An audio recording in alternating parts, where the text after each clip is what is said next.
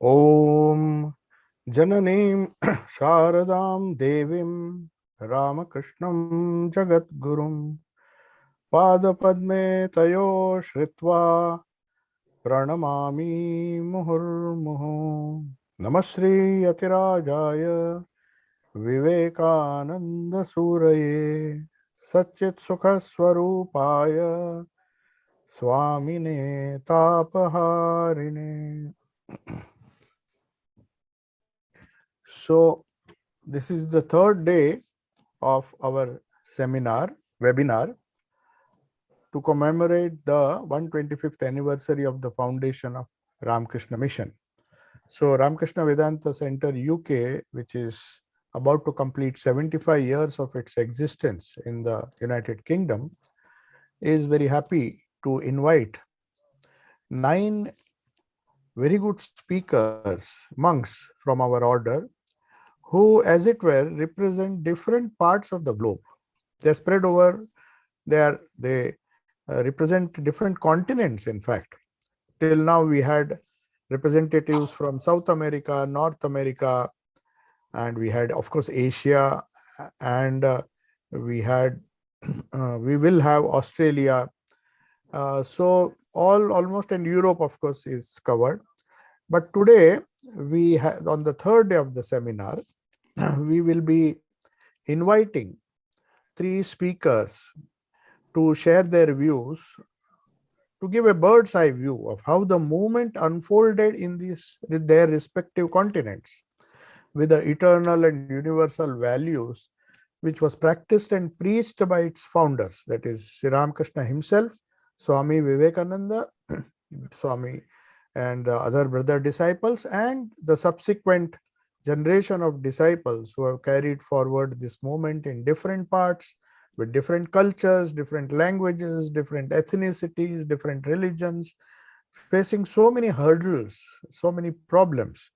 So it is worth knowing, especially when we heard the struggle in South Africa on the first day, how the movement in the entire African continent, with so much struggle, there were so many issues when we first went there. So also you will find the founders of the organization, the movement, the Ramakrishna movement, that is mission centers.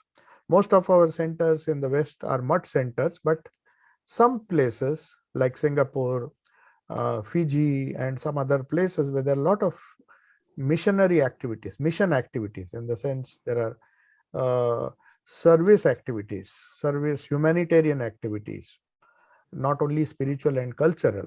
So those activities, those centers are known as Ramakrishna Mission Centers. There's a slight minor difference between Ramakrishna Mutt and Mission, but we will consider the Ramakrishna movement on the whole. So today, we are very glad that we have with us Swami Samachittananda, who is the president of Ramakrishna Mission Singapore.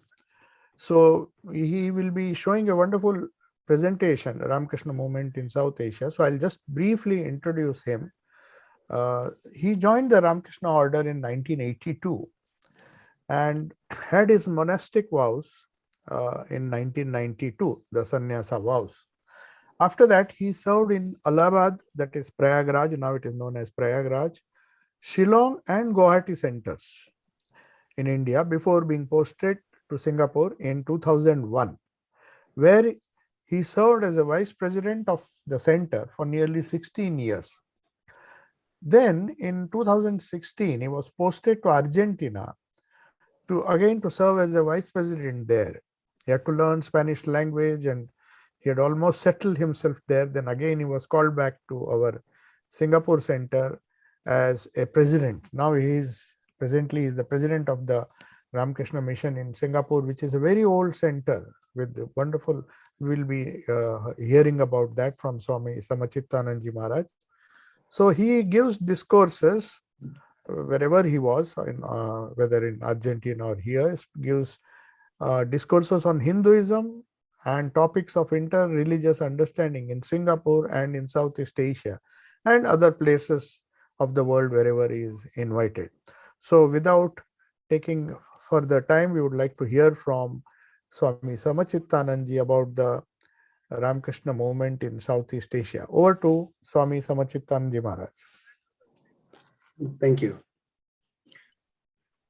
Thank you, Swami Sarvasthanandaji, for inviting me for such an august celebration of the whole order. 268 centers all around the world are celebrating from 1st of May onwards, practically for the whole year. Every center has lined up programs to celebrate 125 years of that historic event, which took place on 1st of May 1897, when Swami Vivekananda founded the Ramakrishna Mission. Here, for your introduction and for your general knowledge as a devotee and admirer of the mission, the Ramakrishna Mutt is, say, a group of monks which Ramakrishna himself consolidated. But the service activities which was necessary in the mind of Swami Vivekananda, that took place in 1997. Otherwise, from 1886, after Sri Ramakrishna's passing away itself, the brother monks started joining together. Organization Ramakrishna Mutt or Organization Ramakrishna Mission came later. So there is a very funny but very serious incident. Swami Vivekananda was in America, staying with the hosts in different places. On a particular day, he comes back and says to the host, the lady, that today I had the greatest temptation of my life. So the lady smiled and told, who is she? Swami Vivekananda told, it is not she, it is an organization. If I do not form an organization, no good work can be done for a long period of time. But if I form an organization, organization itself has limitations. On every level, there are financial constraints and there are human limitations, etc. So he eventually founded Ramakrishna Mission when he came back to India. Now, my topic today is Ramakrishna movement in Southeast Asia. Southeast Asia, because of its proximity with the land of India, this part of the globe, this part of the world was most fortunate that out of India, Swamiji's feet touched Southeast Asia first among the countries outside India. So here I have prepared some slides. Those who are on Zoom will be able to see the slides. So with the help of slides, I will tell.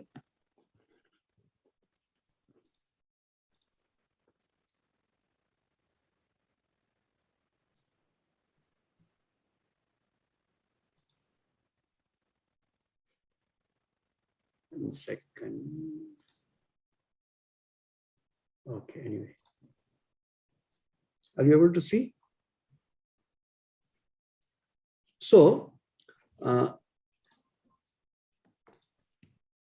before departure, there is an incident happens when Swami Vivekananda was on the hills of Mount Abu, which is on the border of Gujarat and Rajasthan in the Western India.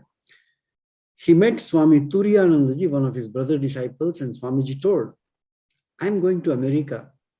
Whatever you hear of as happening there, the preparation of the Parliament of Religions, etc., is all for this, striking his own chest. And for this alone, everything is being arranged there. This is few months before the Parliament happened, but Swamiji was in India, and he strongly felt that everything, whatever is being organized, is organized for this. And Swamiji went there, and history, rest is the history, that he became overnight popular. Without this media of what we have as of today, there was no media except the newspaper and radio maybe. He says to Swami Turiyanji again, Hari Bhai, I am still unable to understand anything of your so-called religion, but my heart is expanded very much, and I have learned to feel. Believe me, I feel intensely indeed. Swamiji's heart was a heart of Buddha. This Swamiji comes out of India. First time in his life, he was a young man of 28, 29, going to America. On the way, he comes to Southeast Asia first as soon as his vessel comes out of India. Now, Southeast Asian countries are 11. When we keep ourselves limited to Southeast Asian countries, there are 11 countries. Out of that, in 5 countries, Ramakrishna Mission has its presence, rather Ramakrishna movement has its presence. Remaining 6 countries, we have yet to start any activities. Where we have centers, we have a private center in Burma, Myanmar. We have a group, there is no center, but there is a group in Thailand. There is a center in Philippines, there is a center in Singapore, center in Malaysia. So there is one private center, one established registered group, and 3 countries where we have a center. Among that, Singapore and Malaysia are the centers where Swamiji has visited physically. Philippines, Swamiji has not visited, but the center has come up. We shall see in the history.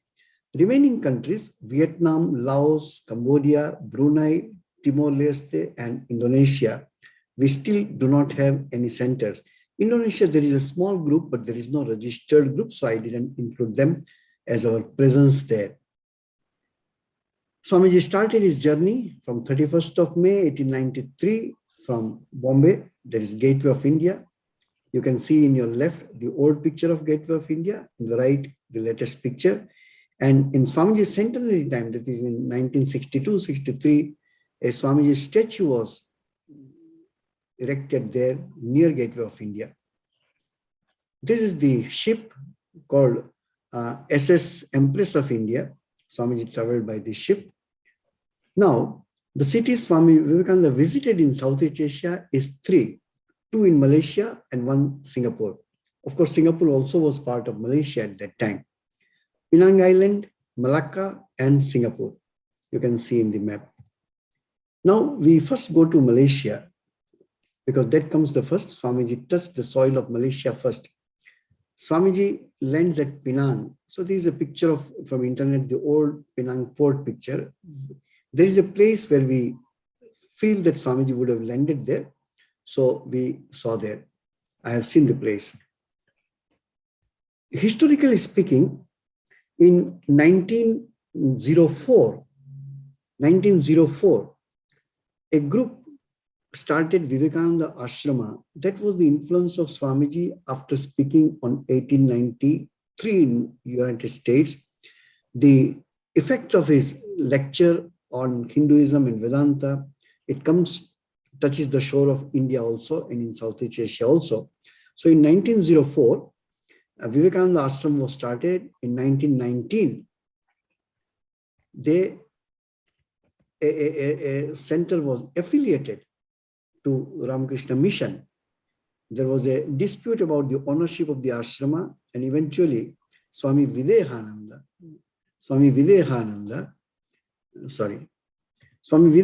was sent to Malaysia. Spelling mistake is there. So he came in 1919, but he had to go back to India in 1925.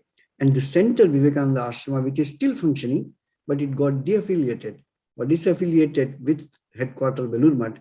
So from 1925 onwards, that center is functioning as a separate institution. It is still there. It's still functioning and doing educational work in different parts of Malaysia. Then in Penang, a center was started in 1935.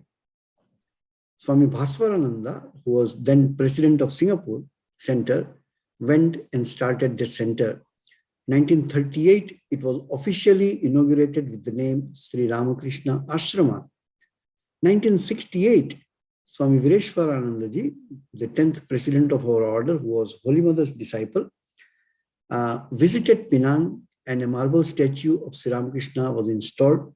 We have seen that temple and that ashrama. That ashrama still functions as a private ashrama. In Malaysia, we have only one affiliated center. In 1962, in Malacca, Sri Ramakrishna Ashram was founded. But up to 1997, the gentleman Govinda Raju, he continued, this ashrama is still there, it is not affiliated. 1967, Ramakrishna Society was started in Seremban, which is almost 100 kilometers from Kuala Lumpur. 1993, Ramakrishna Society was found in complex Fleda Palong. 1984, a Vivekananda youth movement was started again separately in Seremban. 1996, Ramakrishna Divya Sangam was started in Jalapang, which is the north of Malaysia. Sri Ramakrishna Panimandrum is a Tamil word which started as a center in Kluang. They are still in a rental place, but big devoted group of people are there, which is closer to Singapore. Then a group started which became the Persatuan Penganut Deva Ramakrishna at Sungai Siput. So these are few places are still in functioning. They are not affiliated to Ramakrishna order, but they are affiliated through the Bhava Prachar Parishad. So the present Swami Supriyananji is in connection with all of them and conducting once in a year a Mahanadu, which is the big gathering of the devotees all over Malaysia. Now, in 1959, this became later on the center of Ramakrishna Mission. In 1959, Ramakrishna Society was formed. In 1960, Swami Ranganathananji visited and Sarada Sangha, a ladies group, was formed. 1977, these two, Ramakrishna Society and Sarada Sangha, clubbed together, became Persatuan Sri Ramakrishna Sarada. That is the center of Ramakrishna Sarada. So that steadily was working and the devotees' number increased. In 1999, a temple and a monk's quarter were constructed. In 2001, this center in Kuala Lumpur suburb, which is called Petalingjaya, that was affiliated to Ramakrishna Mission, Belur Math. 2011, its name was changed from Persatuan Sri Ramakrishna Sarada to Ramakrishna Mission. 2015, you find a statue of Swamiji that was unveiled by the present Prime Minister of India, Mr. Narendra Modi. 2022, recently this year, they constructed 3 massive buildings which you see down.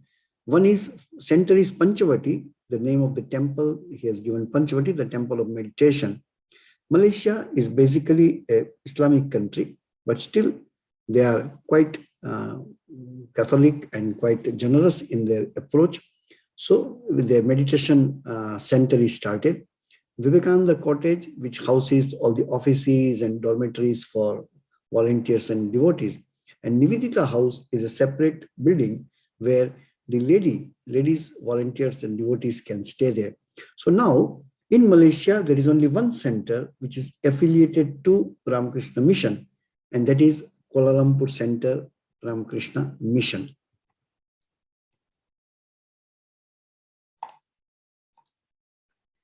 Then we come to Singapore. Singapore Center, you will find in the letters of Swami Vivekananda, Swamiji writes one letter and he writes, Swamiji came to Singapore and stayed for 3 days. In Malaysia, he touched, but we do not have any record that he stayed overnight there. He came, landed, saw the place and went back to the ship. But in Singapore, he came down and stayed. Where he stayed, till now, we do not know. But he writes a letter from Yokohama. Singapore is the capital of the Straits settlements. It is a fine botanical garden with the most splendid collection of palms. The beautiful fen-like palm called the traveler's palm grows here in abundance, and the breadfruit tree is everywhere. The celebrated mangosteen is as plentiful here as mangoes in Madras, but mango is non-peril. The people here are not half so dark as the people of Madras, although so near the line. Singapore possesses a fine museum too.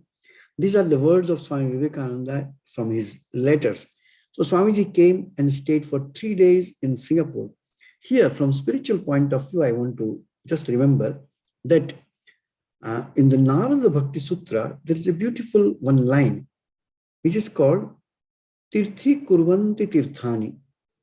This knowledge of Brahman, or the people who are realized souls, wherever they go, that becomes a place of pilgrimage. We go to the place of pilgrimage to achieve some punya or to get some good blessings. These people, wherever they go, becomes a place of pilgrimage. Swamiji came to Singapore and Malaysia, and eventually a big movement started both the places. We saw in Malaysia, in practically every part of Malaysia, though all the centers we told are the part of the West Malaysia. East Malaysia, very little habitant is there, Sarawak and Sabah. But in Singapore also movement started. Swamiji visited Botanical Garden and Museum. So these are some old photographs of Botanical Garden and the museum.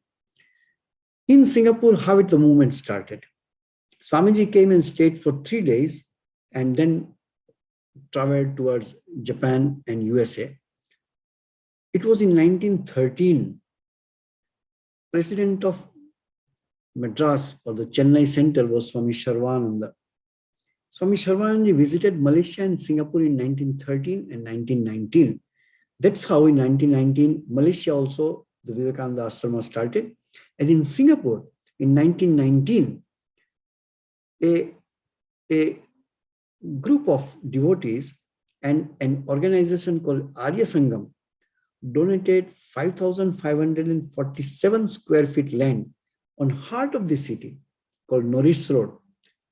And that was given to mission to start a center, 1919. 1921, Swami Atmeshananda, who was another disciple of Sri Ramakrishna, was coming back to India, so he came. Then Swami Paramananda and Swami Prakashananda, who are disciples of Swami Vivekananda, these three Swamis came to Singapore and Malaysia and delivered lectures. Big impact was there.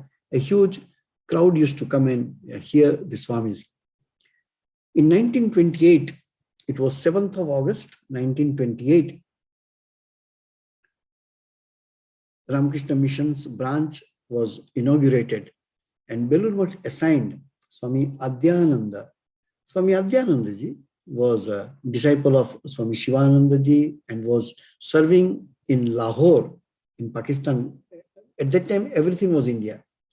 Till 1946-47, most of these countries were part of Greater India, where many countries were separated later on from Afghanistan, that side, in the western side, northwest, to, you can say, Myanmar, etc., in the east.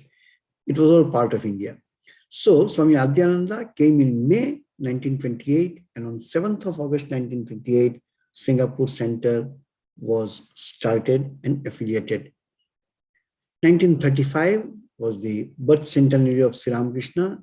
A big parliament of religion was held in Singapore and more than 1,000 people attended that program. 1,000 people in 1935 is a huge figure.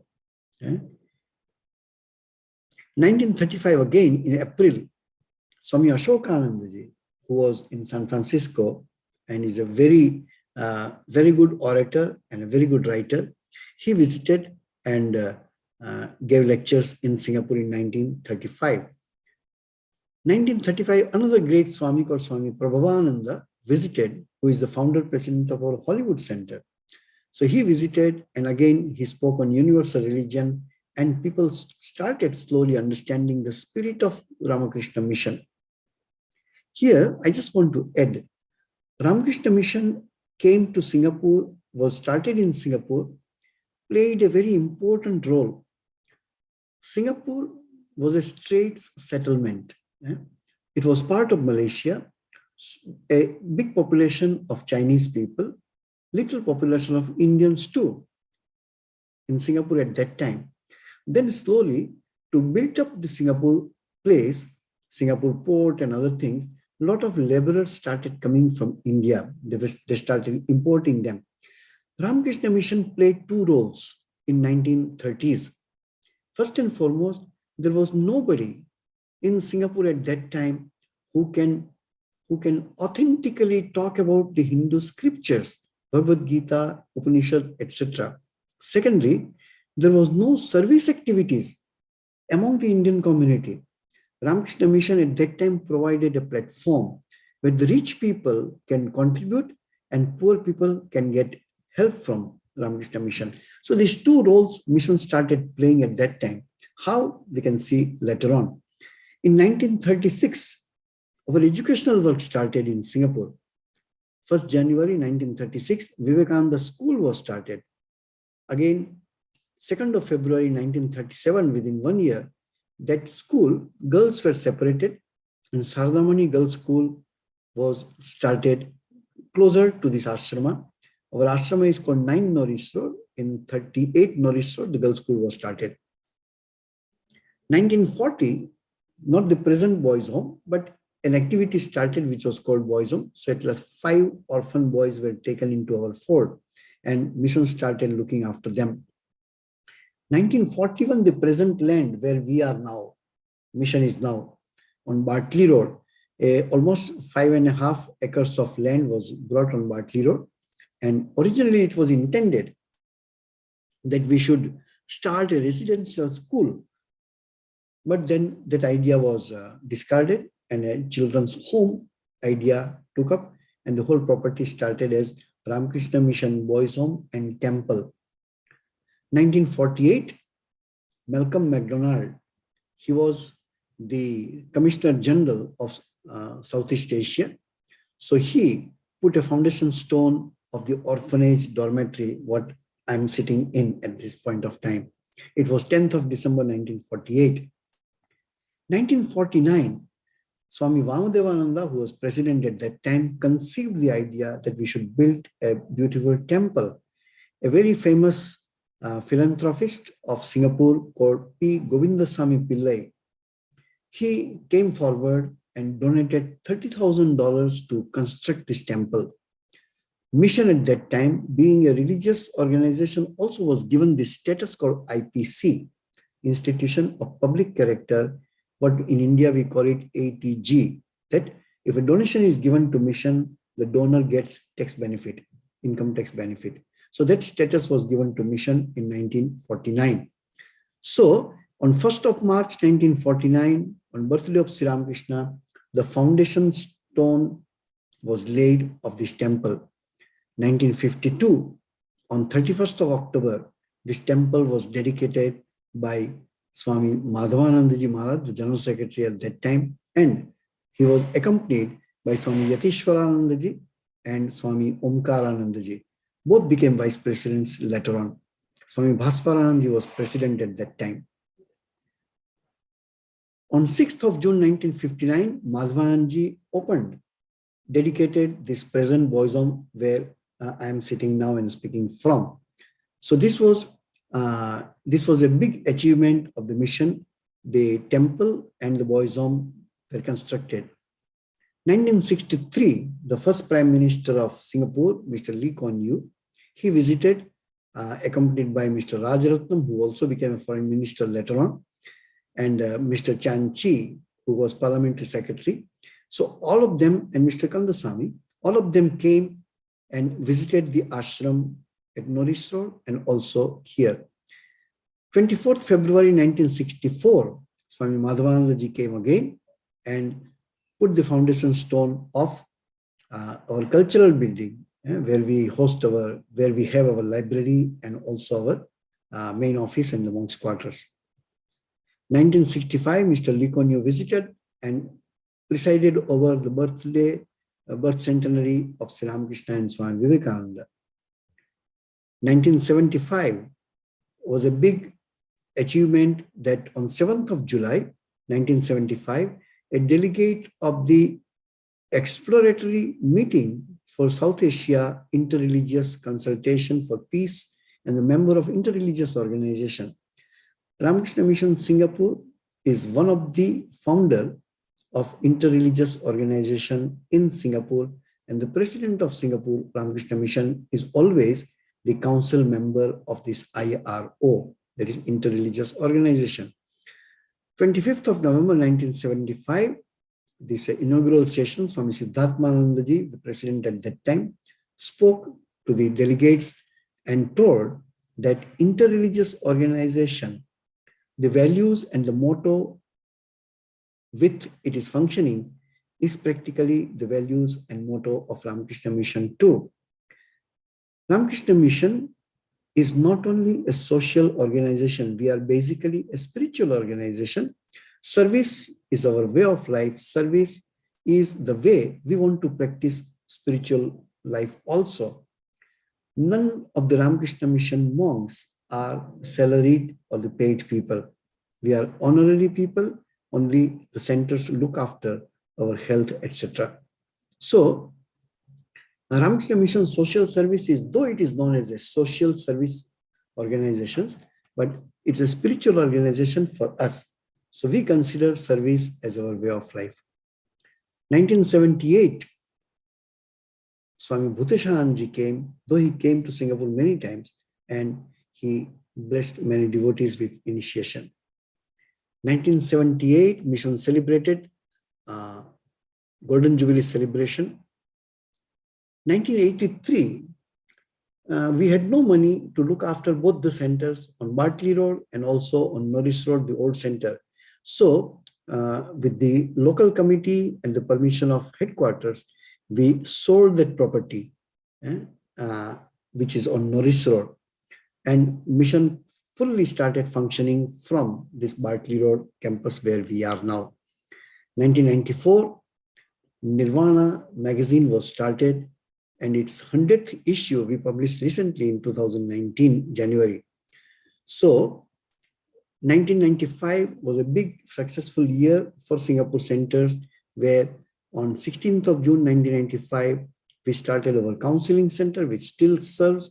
And on 27th September, groundbreaking ceremony for Sarada Kindergarten was started.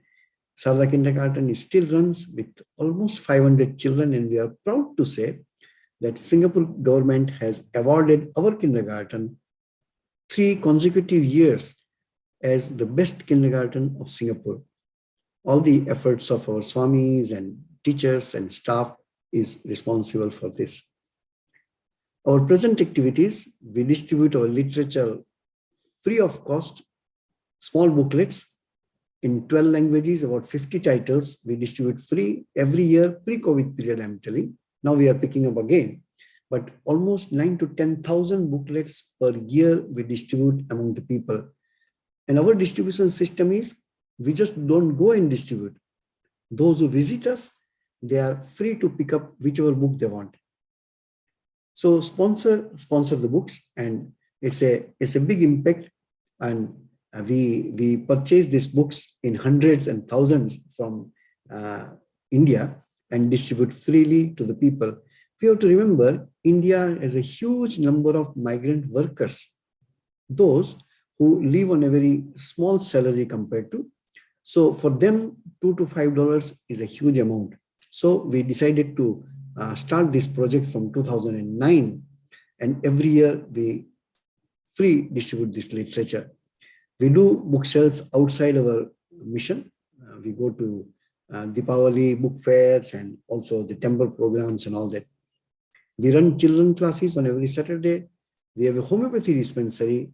We started in 1993, functions twice a week. Yoga activities is very famous. Now we do 3 times a week, and till today, more than 9,000 participants have been certified and trained and benefited from our yoga classes. In 2020 October, our mission is now part of the Heritage Trail. So people visit our center as a part of the oldest institutions of Singapore. Other activities, we have temple functions as usual, we have a library, we have a Sanskrit language class and religious classes, etc. Now we go to the center, which is not visited by Swami Vivekananda, but recently the center has been in function. So in 2001, it is a Philippine center. 2001, local Filipino devotees and some expatriate devotees started gathering. They started gathering and started having classes. Swami Medhasanandaji, who is head of our Japan center, Japan is closer to Philippines and Singapore both in middle. So he started going once or twice in a year and consolidating the work. So in 2002 to 2016, This Swamiji visited Manila once or twice yearly. On 30th of June 2007, the society was formally inaugurated. In 2008, a suitable location was found and a building was purchased in a horseshoe village in Quezon City, in the heart of Metro Manila. 6th of June 2010, this center was formally dedicated and opened. 2016, this center was affiliated to Ramakrishna Order. We have Swami Udaranandaji, who heads that center and runs multifarious activities there. Some activities to help the needy people around, and also the discourses, the Sankirtan, the classes, etc. Myanmar, we had an old center. Even if I tried, I couldn't find much photographs of that. So we have a non-affiliated center. There is a building and property. So there is a reading room and library, and there is a shrine. It's a 3-story building, still known as a Ramakrishna Center or Ramakrishna Temple. Ramakrishna Society is still running. It is not an affiliated center. The political situation is not yet that stable. So Mission Authority is not willing to re-affiliate that center. Mission used to run a big hospital at that time in Rangoon city, which was one of the best hospital of that time. But then when the military government came, so they took charge of that hospital, and the center as a cultural and religious place is still functioning. The shrine picture you can see at Yangon, that is in Rangoon, Myanmar. So that was that activity. Thailand, we have a non-affiliated group. So there is a 15-20 devotees are there, those who meet regularly. Not only that, so it was in 2004, a very energetic senior Swami who used to be head of our Fiji center once upon a time. After his retirement, he was traveling in this part of the country, this part of the globe. So he started a group in Hong Kong, and he started a group in Thailand also. So this group was later got registered in government of Royal Thai government. So it is still running, and they have 4 books which they have published. The books of Sri Ramakrishna is a partial or one part of Swami Chittananda's book. They lived with God, and God lived with them. This together they have made a small volume in Thai language. So they have 4 publications, and they are doing wonderful work. From a distance, I used to go once or twice in a year. Because of COVID, I could not. So now again, I will start going there. So that was the idea. So here is, you can get the overview of Ramakrishna movement in Southeast Asia. These 5 countries we are working. Malaysia is working very well. Singapore has many plans ahead. Singapore Center started in 1928. So in 2028, we will be completing 100 years. So for the centenary, we already have started planning what we should be doing within the 6 years, and what we want to see Singapore Center after 6 years. That means the 100 years of our center. So now I keep the floor open for any questions, etc. Thank you, Maharaj. So this was some overview. Yes, I will just put it on grid view. Should I stop sharing? Yeah, I'll do. Acha, I can stop now. Yes. Yeah, I stopped it. Okay. Yes. So now we will just shift to grid view, gallery view, as it is known. So if there are some questions, I will now enable people to unmute themselves, and you can unmute and ask questions, or even you can type the questions in the chat box. That also could be done. If I can request the members who are present here to switch on their video so we can see who is there. If possible, please video, we can take a group picture also. Yes. Can you switch on your videos, all of you? Yes, thank you.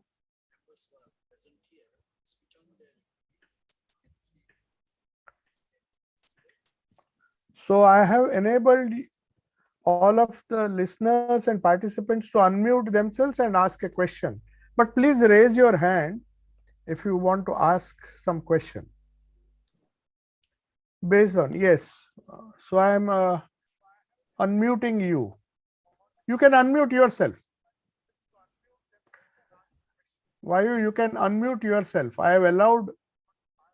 Okay. Thank you, Yeah. Maharaj.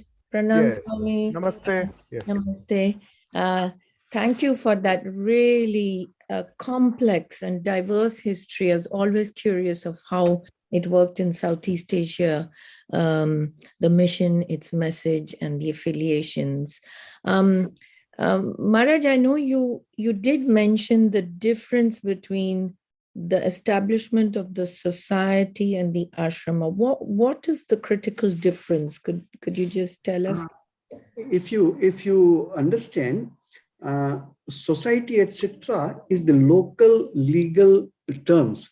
Association, society, ashram, also they give the name even if they are not affiliated.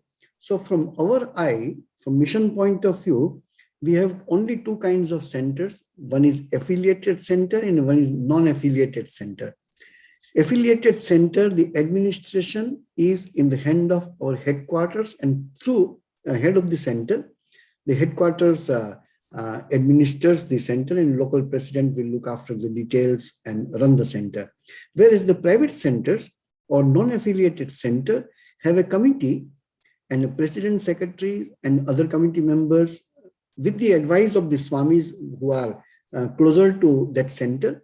With their advice, they run the center, and we also advise, help, visit them, and try to see what is the reason behind it, that the centers which are not affiliated, until and unless they are guided by the monks, they, for example, they start certain activities which are not in line with the Ramakrishna Mission. So in future, affiliation becomes difficult. Many centers are doing fantastic work. For example, again, it is their wish to be affiliated. It is not our wish to get them affiliated. So many centers want to function separately and independently. For example, we have a center in Penang, as I told. They have a huge building. So on the first floor, they have an orphanage boys' home. And on the second floor, they have an orphanage for girls' home. Ramakrishna Mission will never have this arrangement of young boys and young girls stay together in the same building. And this we are discussing with them and telling them that you must respect the ladies. You must give them a separate space where they can move at their will. So they are still in a process, and maybe I do not know whether they are willing to do or not. So it remains a private center. So we try to keep a contact, and if they want in future to get affiliated, all the activities should be at par with the ideals and principles of Ramakrishna Mission. So we have an affiliated center and non-affiliated centers. Anybody else would like to ask a question? You can even start your video so that Maharaj can see you. If you like, you can switch on your videos. You can enable your videos and audios. If you want to ask a question, please raise your hand and then you can ask. Then yeah, please. I'm sorry, Maharaj, I'm just monopolizing this. Very curious to find out about the curriculum in the schools. Are they, how are, I mean, you have both the boys' school and the Sharda school for girls. What is the curriculum like? I mean, because we were talking in another session, it was about how can we set these educational goals and the value of the spiritual message in the education. Just tell us something so we may learn from what the curriculum is like. Okay. So far as Singapore Center is concerned, we run the boys' home. It's a residential home for the boys, and they go to the normal schools outside.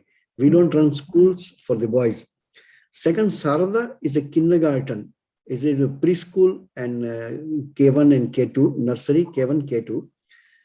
And Singapore context, I'm telling, that the syllabus is decided by the government, by the Minister of Education. So we practically do not have that freedom. Only there is a part which is innovation part, so that we submit our proposals and we can run. These are all on a secular basis. So religion doesn't come into picture. Say, for example, our boys' home, we have Indian boys, we have Chinese boys, we have Muslim boys, we have Buddhist, Christians, Hindus.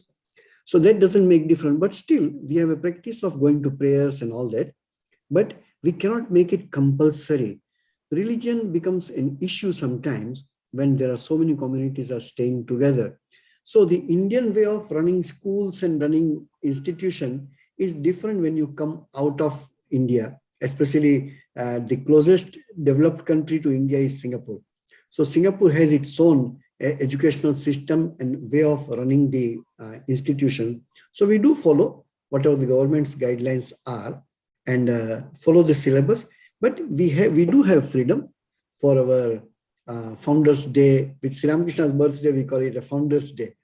So we celebrate. Then we have a day in kindergarten where we celebrate the Prophet's Day. So we talk about Islam also, we could talk about Buddhism also, we talk about Christianity also. And we have teachers. You believe me, out of our 60 staff members in the mission, all departments put together, we have more than 15 who are not Hindus. They're either Muslims or Christians or Buddhists. So we are fine with that. And they are also fine with us. That's why they are continuing with us for some are more than 15 or 18 years. So education style is this. We do not follow our own curriculum. We have to follow what the government gives us. Yeah. But can you give them some values? We can, which is not there in the syllabus? Yes, value for example, yes, for example, in our kindergarten, we have a common prayer, which is the last message of Holy Mother. Oh. So we converted into a prayer. I will not find fault with others. I will find my own fault. Everybody is my own. Nobody is alien to me. This kind of we convert into a prayer and we repeat every day with the children. So it's a universal prayer. It's a universal other prayer. than that, are you allowed to tell stories from Indian culture and other things? We are allowed to tell, but there are limitations when the religion comes into picture. It is not only for Hindus. Our way may be of one kind, but when it goes to same rule for different religions, so people become more pushy, and then the purpose are different. So religion they want to keep out. But since Ramakrishna Mission is a religious organization, we do have prayers. But children are too small to do any kind of serious prayers. So all of our Sahana Vautu, etc. will be in the microphone throughout the school. They will hear, but they will repeat this prayer of Mother's message. Yes. Any other question? There might be some questions on YouTube, but unfortunately I don't have it here. Some people ask questions on YouTube live. Maybe if somebody else had helped me here, I could have. Yes. You can unmute yourself, Gautam. Yes. I have an observation about the mission presence in Southeast Asia, and I was wondering, Bali, which is a completely Hindu follower place within Indonesia, being the second largest Muslim country, is there an opportunity to have some kind of presence? Because I suppose people there are more open to the Hindu way of life and the religion. In fact, some of the temples there are more than 1,000 years old, and some of the practices they follow are not even followed in India anymore. So they were somehow cocooned and preserved some of the very old way of the Hindu way of their life. So I'm just wondering, is Bali a place where we have a calling? Okay, Swami Sarvasthanji will agree with me. The mission's way of organizing a new center doesn't come from us that we go and start a center there. It doesn't happen there. If there are a group of people, and if even 2, 3, 4 families are there, where we have in Jakarta a few Yes. families, so Swamis have visited there, but it is very limited, very, very limited. Sometimes you have 8 or 10 people coming together and they are busy in their own professional life. Okay, Yeah. so far as Bali is concerned, we have to understand one thing, that the Hindu ways are followed, but they are all Muslims, by the way. The Muslims who follow the Hindu culture. And secondly, the temples which we are talking about, these temples are old temples where the present no worship, etc. is going on in hardly any of the temples. So it's as you just know, you use the word, that practically it is a preserved culture there. Ramayana and Mahabharata dance dramas are going on everywhere. Even if you go to the cities, it's a very typical, Indonesia is a very typical Muslim country, where on the roads, if you see, you have statues. I saw in Jakarta a huge statue, middle of the road, Krishna's chariot with Arjuna. The whole sculpture is almost 30 to 40 feet long, right in the middle of the road. So that part is okay, but they are following Islam. So Indonesia is an Islamic country, it's the biggest Islamic country in the world. But part of this, they follow the Hindu practices and they value it. We have not done that work, is still waiting for us to do. But I think in 1960s, Swami Ranganathanji visited Indonesia with the president. Suharto was interested in Vedanta, and he has told about Swami Vivekananda also. So there are 2 or 3 books in Bhasha Indonesia are published, Karma Yoga, etc. So we are still looking for, if the enthusiastic small group also is there, we want to revive those books and want to start something. Even in 2019, I got a chance to go to China, which is not in Southeast Asia. But see, this, if devotees are hearing this, you will understand. Many times it is God will do work. Oh, there's a chapter for that. Yeah. Oh, that's quite funny. Like the subchapter. Maharaj, you can mute everybody. Yeah.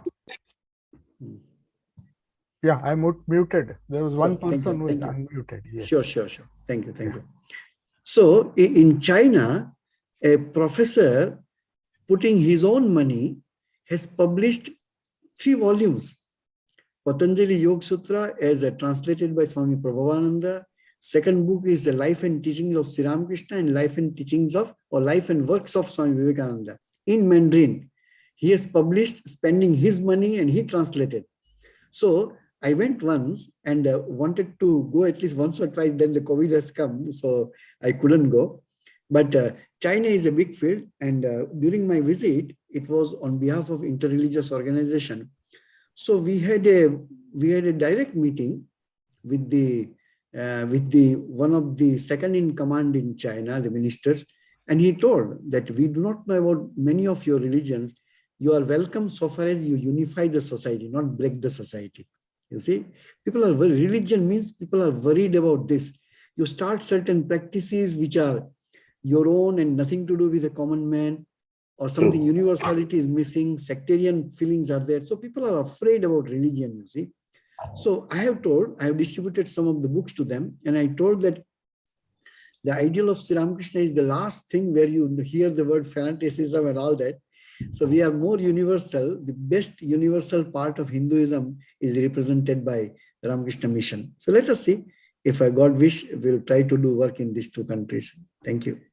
Yeah, thank you for the long explanation and the history of have some attempts being made with Swami Rangananda and President Suharto. I just want to add 2 things to that, my own observations, because Bali is almost my second home. I almost every 3 months before the COVID, I used to travel to Bali. Some of the temples still today worship, and it's a dynasty of the priest who carries that, and it's a full what do you say, full service of prayers and worship that they do, especially Yeah. the temple of Brahma, Vishnu, and Maheshwar, temple called Yeah. Baisakhi temple, which is more than Yes. 1,000 years old. The Yeah. priests there are basically family lineage and they are not Muslim at all. So Mm. Bali, it's a very unique place within Indonesia. In a Correct. way, the government is even trying to protect the ownership of the land Mm. should not go Mm. to the Muslims. So only the Hindus can buy the land and not the Muslims. So in a way to control, sort of at least preserve the Hindu population within Bali. So I think Yeah. Yeah. they, Yeah. I have a lot of friends in Indonesia Yeah, I who will are, be. I will be very happy if I will be in contact anyway. You can get my contacts from Sarvastananji, and please introduce to me some of your friends. So if possible, we can do some work there. Thank you. yes, Thank yes, you. definitely, because they are asking that question, and that is why I raised this. Oh, okay, But okay, thank okay, okay. you for Thank you. explaining it. Thank you. Thank you. Namaste. So thank you, Maharaj. We are very Thank happy. you. Thank you very Yeah, much. we are Yeah. very happy that you could give such a very nice way with the PowerPoint presentation, a overview of all the centers and the Ramakrishna movement, not only in Singapore but also other places.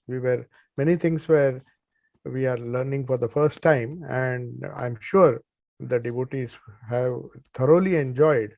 And in some future date, because we'll be conducting this program, this whole year we'll be celebrating in some way or the other. So we will have specific programs. We'll try to invite other centers exclusively for uh, explaining these things in a much more detailed way, something about the culture, something about your challenges, the other things which you could not cover in this small presentation, the challenges and the future plans, which you said you are planning for the next 6 years, how it should be. So we also Yes. would like to hear those things from you. Yeah. So now, thanking you once again, Thank you. Thank you. Maharaj. We are very happy Thank that you you. could Thank join you. us. Thank Yes. you, all of you. All of you. Thanks for coming. Thank you, Thank you. Maharaj. Thank you. So I'm highlighting. Thank you. Pranams, Maharaj. Thank you, Maharaj. Yeah. Thank So you. Maharaj, Revered Atmeshananda Maharaj, welcome to our webinar. Yeah, it's nice to see you. And this is the second session now. We are now shifting to another area. I mean, further down south. We finished Southeast Asia, and now we are going to the Australian subcontinent, the Australian continent, and the other areas nearby. So we have a senior monk of our order who has been in Australia for a very long time now. And if you remember, Swamiji once said regarding the non-sectarian, there were some questions which were asked about Hinduism and other things. Once in 1897 at Lahore, Swamiji told a Hindu fundamentalist, of course, there was a lot of pressure on Swamiji, but still he said something very remarkable in Lahore, which is now part of Pakistan. He said, "I have the power to bring 1/3 of the population of the world under the banner of Sri Ramakrishna, but I have no intention of doing so. That would counteract my Guru's great message of harmony. As many faiths, so many paths. And a new sect would originate in India." So we have to remember this thing, that Ramakrishna Mission, though it is named after Sri Ramakrishna, it's a non-sectarian movement which believes in the harmony of religions, a universal approach to religion, universal and scientific approach to religion. So now we shall briefly, I will give you, I'll introduce Swami Atmeshananda, who is the monk in charge of Brisbane chapter of Vedanta Centre of Sydney. So Australia has many centers, many chapters, you can say. Brisbane, we have in Adelaide, we have in other parts of Australia. He'll be speaking about that. And the topic that he will be touching upon is Ramakrishna movement in Australia, New Zealand, and Fiji. where we have a presence for many years now. New Zealand, of course, we have started a center recently. So, Revered Swami Atmeshananda Maharaj is a monk in charge of the Brisbane chapter, as I said, of the Vedanta Centre of Sydney, Australia, which is headed by Revered Swami Sridharanji Maharaj. And he joined, Swami Atmeshananda joined the Ramakrishna order in 1978 and served at the headquarters, Belur Math, then Rajkot, Mumbai, Bangalore, and then Singapore centers before coming to Sydney. So he has served in the Singapore center as well. So in 2001, he came to Sydney. That's long ago, nearly 21 years ago, where he served till 2013. Since 2013, from Sydney, he shifted to Brisbane and built a beautiful temple there. There's a nice center in Brisbane. They are all big enough to be independent centers. So he's serving the Brisbane center and looking after the center as its monk in charge. So now I would, without taking any further time, I would request, we are very happy that Revered Swami Atmeshananda Maharaj is with us. So we would like him to highlight the Ramakrishna movement, the bird's eye view of the Ramakrishna movement in Australia, New Zealand and Fiji, the challenges they had to face and the future prospects. About that, we would like you to enlighten us. Thank you, Swami Sarvasthanandaji, and my regards to everyone here. I would just begin with a prayer. Om Jananeem Sharadam Devim Ramakrishnam Jagadgurum Padapadme Tayosritva Pranamami Muhurmuhu.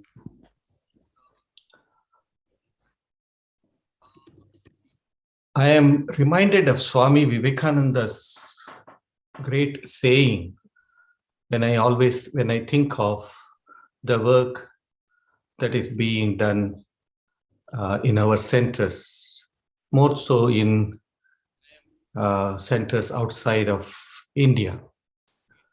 Swami Vivekananda said, and I quote, "Slow and silent, like the gentle dew that falls in the morning, unseen and unheard, yet producing a most tremendous result, has been the work of the calm, patient, all-suffering spiritual race upon the world of thought."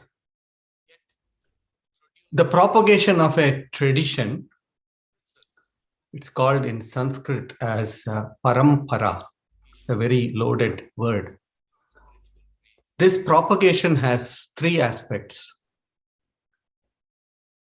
The first aspect involves the spiritual practices of the person who begins the tradition, who starts the tradition, and the results that he or she obtains through such practices.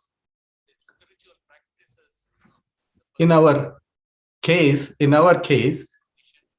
the sadhanas of Sri Ramakrishna and his achievements is the main basis of the tradition. But there is something very special in Sri Ramakrishna tradition. Sri Ramakrishna indeed practiced his spiritual practices and achieved his siddhi. But one thing which he did was he transmitted or he vested all of his powers in Holy Mother. Devotees of Sri Ramakrishna would remember how on the day of the Phalaharini Kali Puja, Sri Ramakrishna offered his everything to the Holy Mother, making her sit on the asana or on the pedestal of the Divine Mother, he offered his everything, including his Rudrakshamala or beads. Thus, he started an organization wherein both the spiritual power and the means by which one can transmit that power has been established. The second aspect of a parampara or a tradition is that the chief propagator or the prophet who begins the tradition instructs his or her close disciples or associates and sets in motion a machinery to put into effect the tradition. The direct disciples of Sri Ramakrishna, like Swami Vivekananda and others, they reflect this. We also have to remember an incident in the life of Holy Mother Sharda Devi. She was sitting on the balcony of Nilambar Mukherjee's garden house, which is next to Velur Math today. And she had this vision of Sri Ramakrishna rising from the Ganges, the Ganga, and then Swami Vivekananda and several other devotees. Swami Vivekananda got into the waters of the Ganga, and then he started dispersing the waters of the Ganga, saying Jai Ramakrishna, and then he started dispersing this water. This is what it is, dispersing the teachings of Sri Ramakrishna. And behind them was Holy Mother Sharda Devi, who was the guiding principle. The third stage or the third aspect of a tradition is the systematic propagation of the movement by the disciples or followers of the tradition. I somehow tend to think that the direct disciples had a great role to play in the propagation of this Ramakrishna movement in the West. Swami Shivananda, one of the direct disciples, went to Sri Lanka, now Sri Lanka, at that time Ceylon, in 1897, at the behest of Swami Vivekananda. There, he started holding classes on the scriptures, especially the Bhagavad Gita and the other scriptures. And slowly, a few Europeans started coming to attend to his talks. At that time, the Sri Lanka had a large number of people from England and other places, Europe, other parts of Europe. They lived there. And there he chose one particular lady whose name was Mrs. Elsie Pickett. She was an Australian lady from Adelaide, the south of Australia. And she was touring Ceylon, or she was staying in Ceylon for some time. She was deeply attracted to Swami Shivanandaji. And Swami Shivanandaji most probably initiated her and gave her the name Sister Haripriya. And Swami Shivanandaji told her, you go back to Australia and propagate these teachings that you have learned from here. I would believe that Swami Shivananda transmitted his spiritual power to this lady, who became one of the earliest Vedantins here in Australia. She came back and she used to hold classes on scriptural topics in Australia as well as in New Zealand. And thus, a very small number of people got attracted towards the teachings of Ramakrishna, Vivekananda, and Vedanta. Another lady, Miss Mary Elizabeth Stevenson,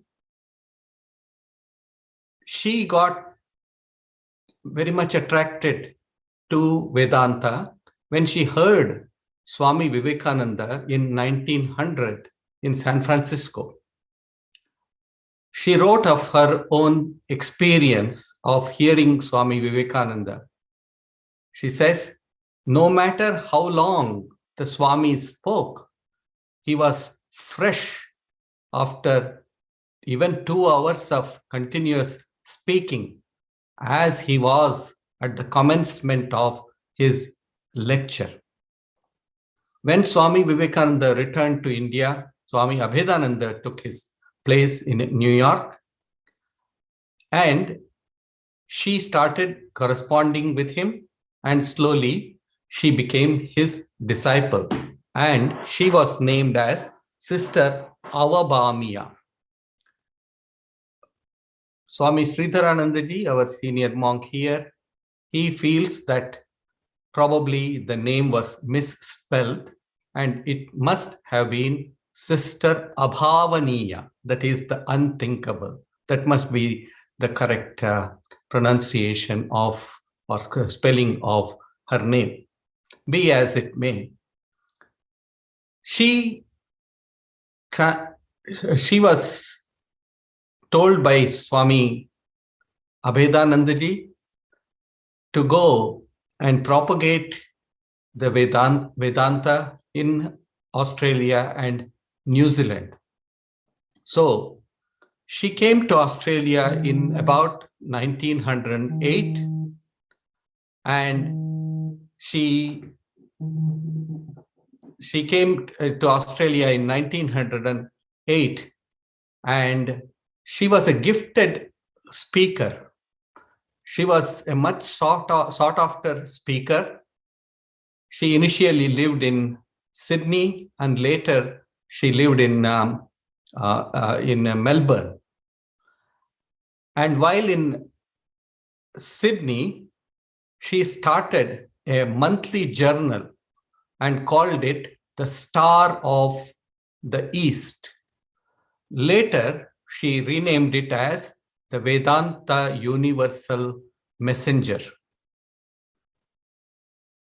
After staying in Australia for a few years, 3 or 4 years, Sister Abhavaniya went to Ceylon, Sri Lanka. Already a large number of people were influenced by Swami Vivekananda's teachings over there. And she started 2 schools over there to educate children. Later, she transferred, or the schools were taken over by the Ramakrishna Mission. Apparently, she did not return to Australia after that. She went back to the United States, most probably. Another lady who was instrumental in bringing Vedanta to Australia and New Zealand was Blanche Edith Bowen. She was a poet, and she was born in 1870 in Putney, London. She visited New Zealand in 1900 and was charmed by the beauty of the country. and she settled down at a place called Charlton, a tiny isolated community on the Banks Peninsula. And then around 1902, she had a mystic experience, and she writes about it. I was swept up out of myself altogether and into a flood of white glory. She did not understand what is that experience. So she started searching some literature, and then she traveled to San Francisco in 1915, and there met Swami Prakashananda. She lived at the San Francisco Center for about a year and returned again to New Zealand. And in about 1920, Bonn experienced one increasing purpose, that's what she called, one increasing purpose in life, namely a more humane and effective treatment of prisoners and society's misfits. So she struggled. She wrote long articles, wrote lot of poems, and inspired people not to look down upon these prisoners and society's misfits, but treat them in a more humane way. In about 1930, she started an ashram. That's what she called it, an ashram in Akarua, South Island of New Zealand, which is in Banks Peninsula area. And there she lived a wonderful life. She had a few companions, or she had a few disciples, and they all led a wonderful life of purity and dedication to serving the poor and the unfortunate people. And she apparently died in Akarua on August 20th of 1958. So thus, this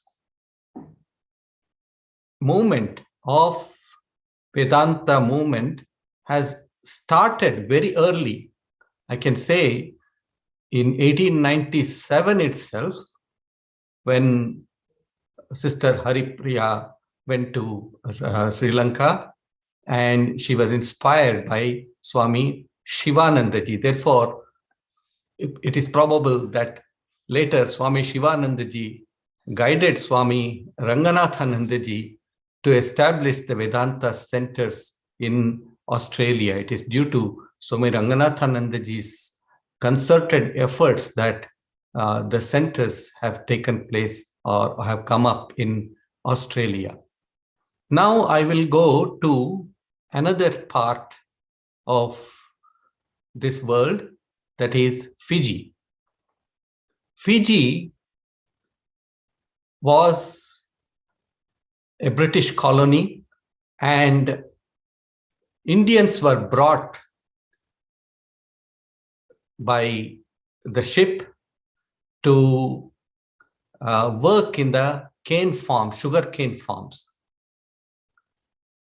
The CSR company, that is the sugar company, they would bring them and they would make them work without giving them any much of facilities.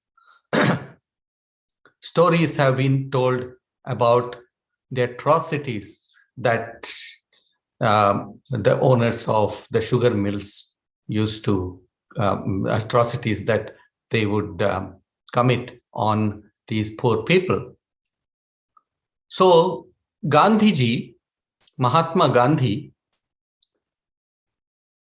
sent his confidant and friend C.F. Andrews in about 1914 or 1915 to Fiji. He said, "You go and see what is happening over there.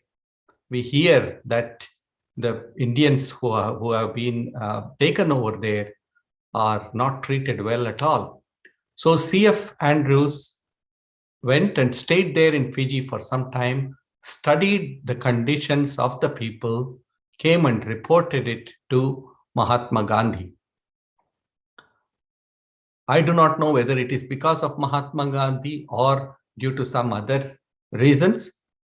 Swami Avinashananda was sent to Fiji in the year 1937. Avinashananda knew Tamil, and so he could converse with the people over there, and slowly he started inspiring them to have education. Education was non-existent among the migrants over there in those days. They were treated as slaves. So Swami Avinashananda inspired them, but he could not stay there for too long.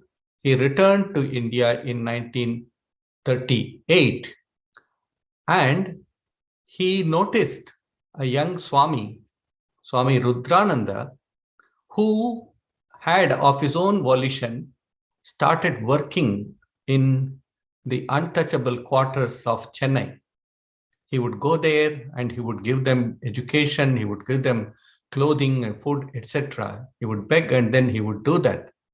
So he then requested Swami Rudrananda to go to Fiji and stand by these Indian laborers.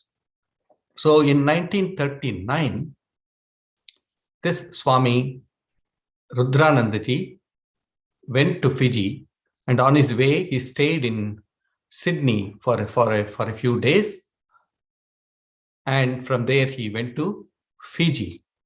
Once he went to Fiji, he started working among the cane farmers, sugarcane farmers, and he worked tirelessly for their benefit, for their upliftment. So much so that he started a Hindi weekly called Jagriti, published by Sharada Sangam Press. And he slowly founded a private school called the Sri Vivekananda School, high school in Nandi, in Fiji. But his involvement with the struggle of the cane farmers continued. So much so that the colonial government had put a house arrest order restricting Swami Rudrananda and another barrister, that is A.D. Patel, they restricted their movement within 5-mile radius of the Nandi town.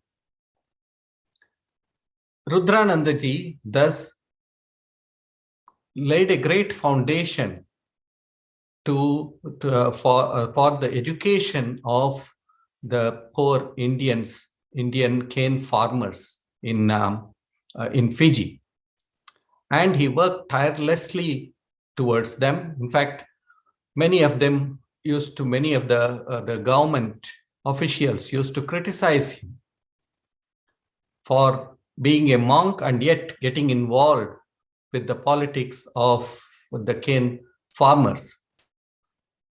He also went to England to plead for the case of the cane farmers, and he came back victoriously with the assurance of the government that they would have some minimum wages for the cane farmers and that they would establish education institutions for them. Swami Rudrananda was a reformer, and he was very passionate about education. There was no higher education in Fiji at that time. So the students had to either go to India or they had to go to Australia or New Zealand for their higher education. So in the 1950s, Swami Rudrananda bought a 1,000-acre property in a township called Tai Levu. It's about 1,000 feet altitude. And there he wanted to establish an institute of higher education, eventually a university over there. But there was tremendous opposition from the government as well as some vested interests. So he could not start it. Only very recently that 1,000-acre land was given away to the farmers, I understand. Swami Rudrananda lived there in Fiji, and he passed away in 1981. And then Swami Damodaranandaji, who went to Fiji in 1976 from Singapore, he took over, and under his leadership, the work in Australia and New Zealand began to progress.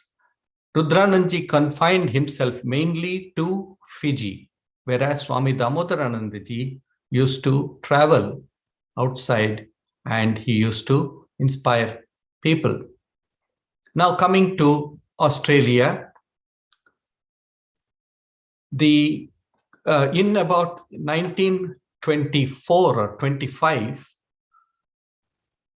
a young man called James Wales, he had returned from Egypt and the Middle East, where he was involved in the First World War. James Wales came back, and because of the trials and tribulations that he went through and seeing the sufferings during the World War, James Wales was terribly disappointed and depressed. So he became addicted to alcohol and to cigarettes. So when he came back to Australia and lived with his sister in Sydney at that time, he was totally given to alcoholism. According to the story that we hear here, one day, it must have been his birthday, he was sent by his sister to go and bring some groceries, etc. Actually, he wanted to go and have a drink with his friend. So as he was trying to cross the street, suddenly he heard a voice or a name, Swami Vivekananda. That name struck a note in his soul. Something transpired within him, and he then and there vowed not to touch any alcohol from then onwards. He went to his friend and he told him of his conviction that he does not want to be an alcoholic anymore. And his friend jocularly remarked, "So, are you also going to give up your cigarettes?" He said, "Yes, I am going to give up." And that moment he gave up all of his vices. And then he wanted to know what this voice is, where is this name? He had never heard that name. And so he went about searching in the bookstalls. There was an old second-hand bookstore in Sydney, in a place called The Rocks. And there he found a second-hand copy of the Raja Yoga by Swami Vivekananda. He took the book, read it from page to page, and then he was convinced that this is the life that he wants to lead. And he wrote to Advaita Ashrama Mayavati at that time. So he wrote to the president of Advaita Ashram and said, I want to lead this life that Swami Vivekananda speaks about, the life of a yogi. The letter was sent to the headquarters of the Ramakrishna Mission, and he was sent a response, said, yes, if you are so much interested, you can come. So probably in 1925, James Wales went to Belur Mutt. He lived there and he became a disciple of Swami Shivanandaji, and Swami Shivanandaji gave him Brahmacharya initiation, and he was known as Brahmachari Viveka Chaitanya.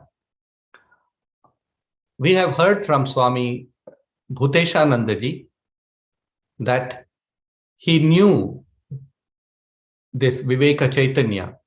He had seen him during the first convention that was held at Belur Mutt in 1926. In 1928, James Wales' health did not permit him to stay in India anymore. So Swami Shivanandaji gave him his blessings and said, go and lead the life of a monk and serve the people in your country. So he returned to Sydney in Australia, and he used to read the works of Swamiji, the life of Sri Ramakrishna. At that time, the life of Holy Mother was not yet published. And he used to inspire people by his conduct. Some people used to call him the holy man. And he used to serve people. If he knew that somebody is very sick, especially the elderly, he would go and cook for them and then take them to the doctors and look after them with great kindness.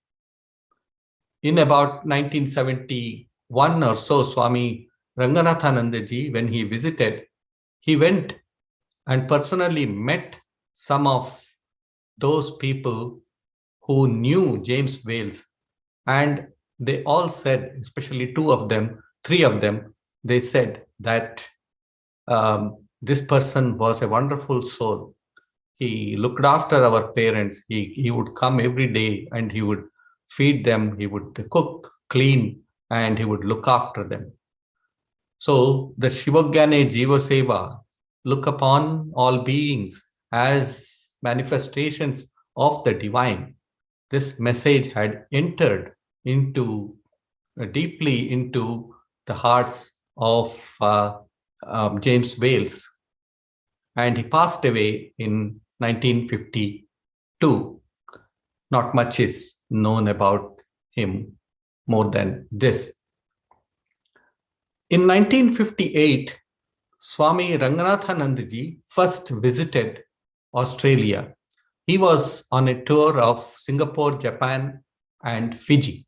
So on the way, he had to stop in Sydney, and he met one of the interested Vedanta devotees in those days, and he just left a little bit of interest in their hearts. But it was not until 1968, when Swami Ranganathanandaji was sent as the cultural ambassador of India, that he started giving talks. So in 1968, he first came to Australia, and he was hosted by the Indian High Commission, and lectures were arranged for him. In the meantime, probably in the 1951 or 52, another lady called Wilma Spencer was going through a lot of mental hardships.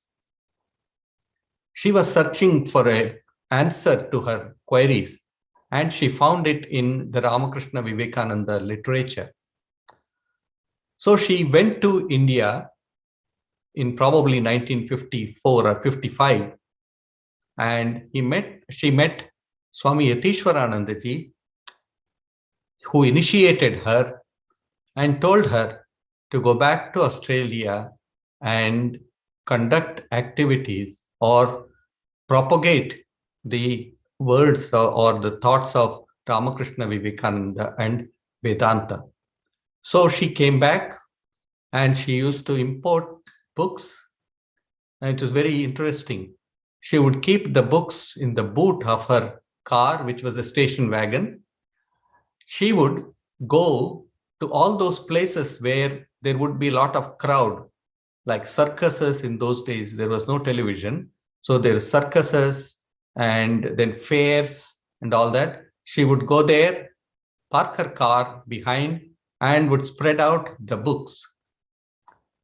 And she would sell those books. That's how the Ramakrishna Vivekananda literature started propagating here in Australia. Wilma Spencer was, we can say, was one of the great instruments of Sri Ramakrishna to propagate the Ramakrishna Vedanta movement in Australia.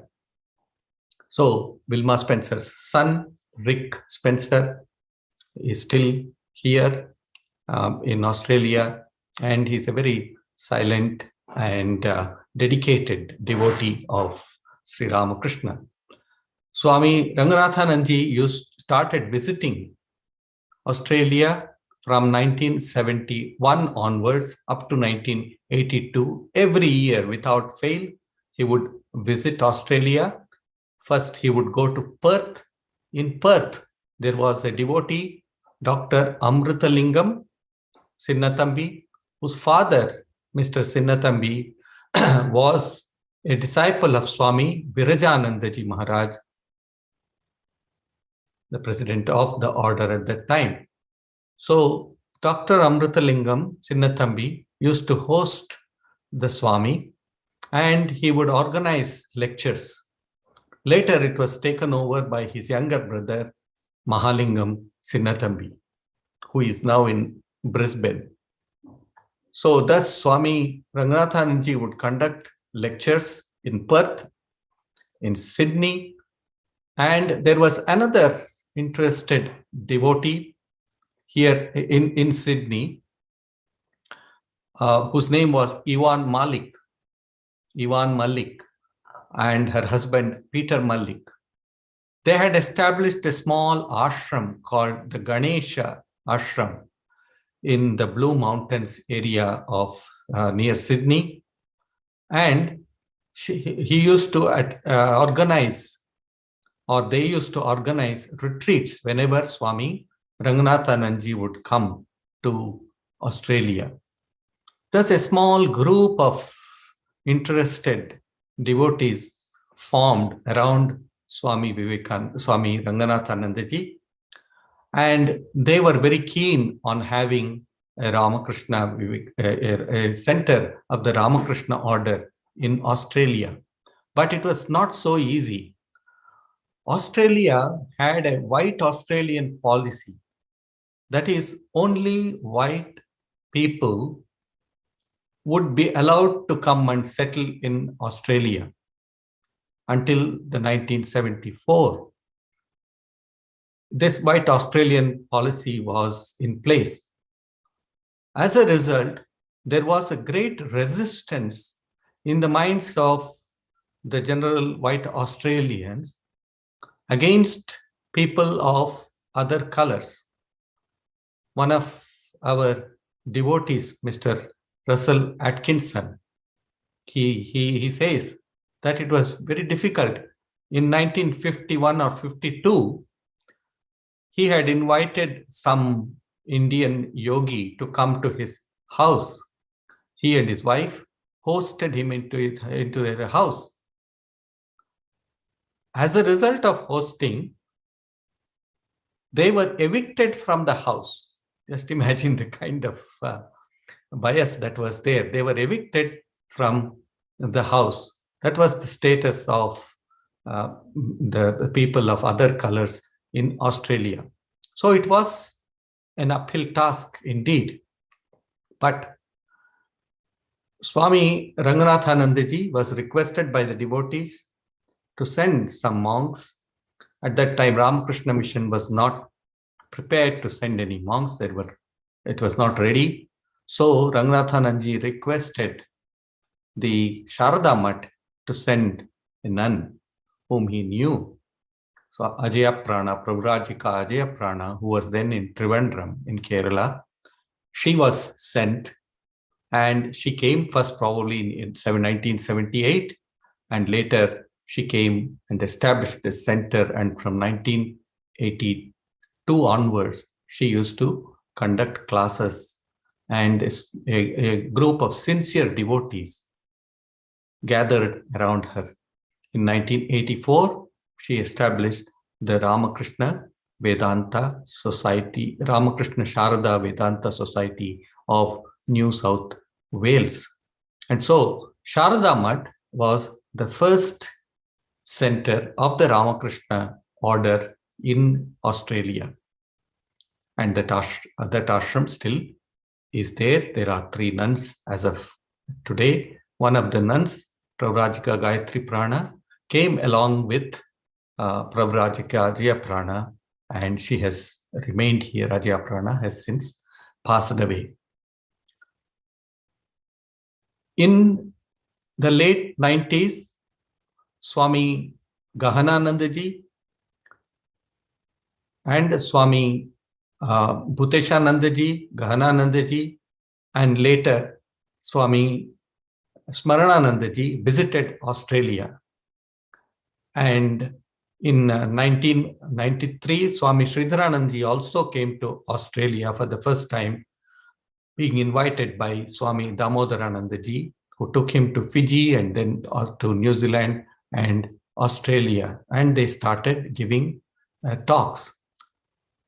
So there was a desire in the hearts of some of the devotees to have a branch of the Ramakrishna Mission over in Australia. So therefore, Swami Smarananandaji visited in 1999. Smarananandaji, the present president of the order, visited Sydney, Melbourne, and Brisbane, and then he decided, he was the general secretary at that time, he then decided that a center, the time is ripe for a center to be established in Australia. And so in October 2000, Swami Sridharanandaji, who was then the head of the Ramakrishna Mutt and Mission in Lucknow, who was there for nearly 44 years or so. So he was uprooted from there and he was asked to proceed to Australia.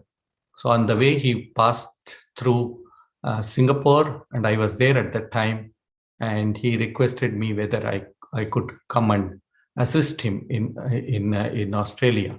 So he came and he stayed with a wonderful couple, Mr. B. Ramakrishna and Mrs. Kanaka Ramakrishna. Mrs. Kanaka Ramakrishna was from Mysore. She was a disciple of Swami Yatishwaranandaji, and she helped in editing the books in Kannada language while she was in Mysore. She was very close to Swami Somanathanandaji of Ramakrishna Ashram, Mysore.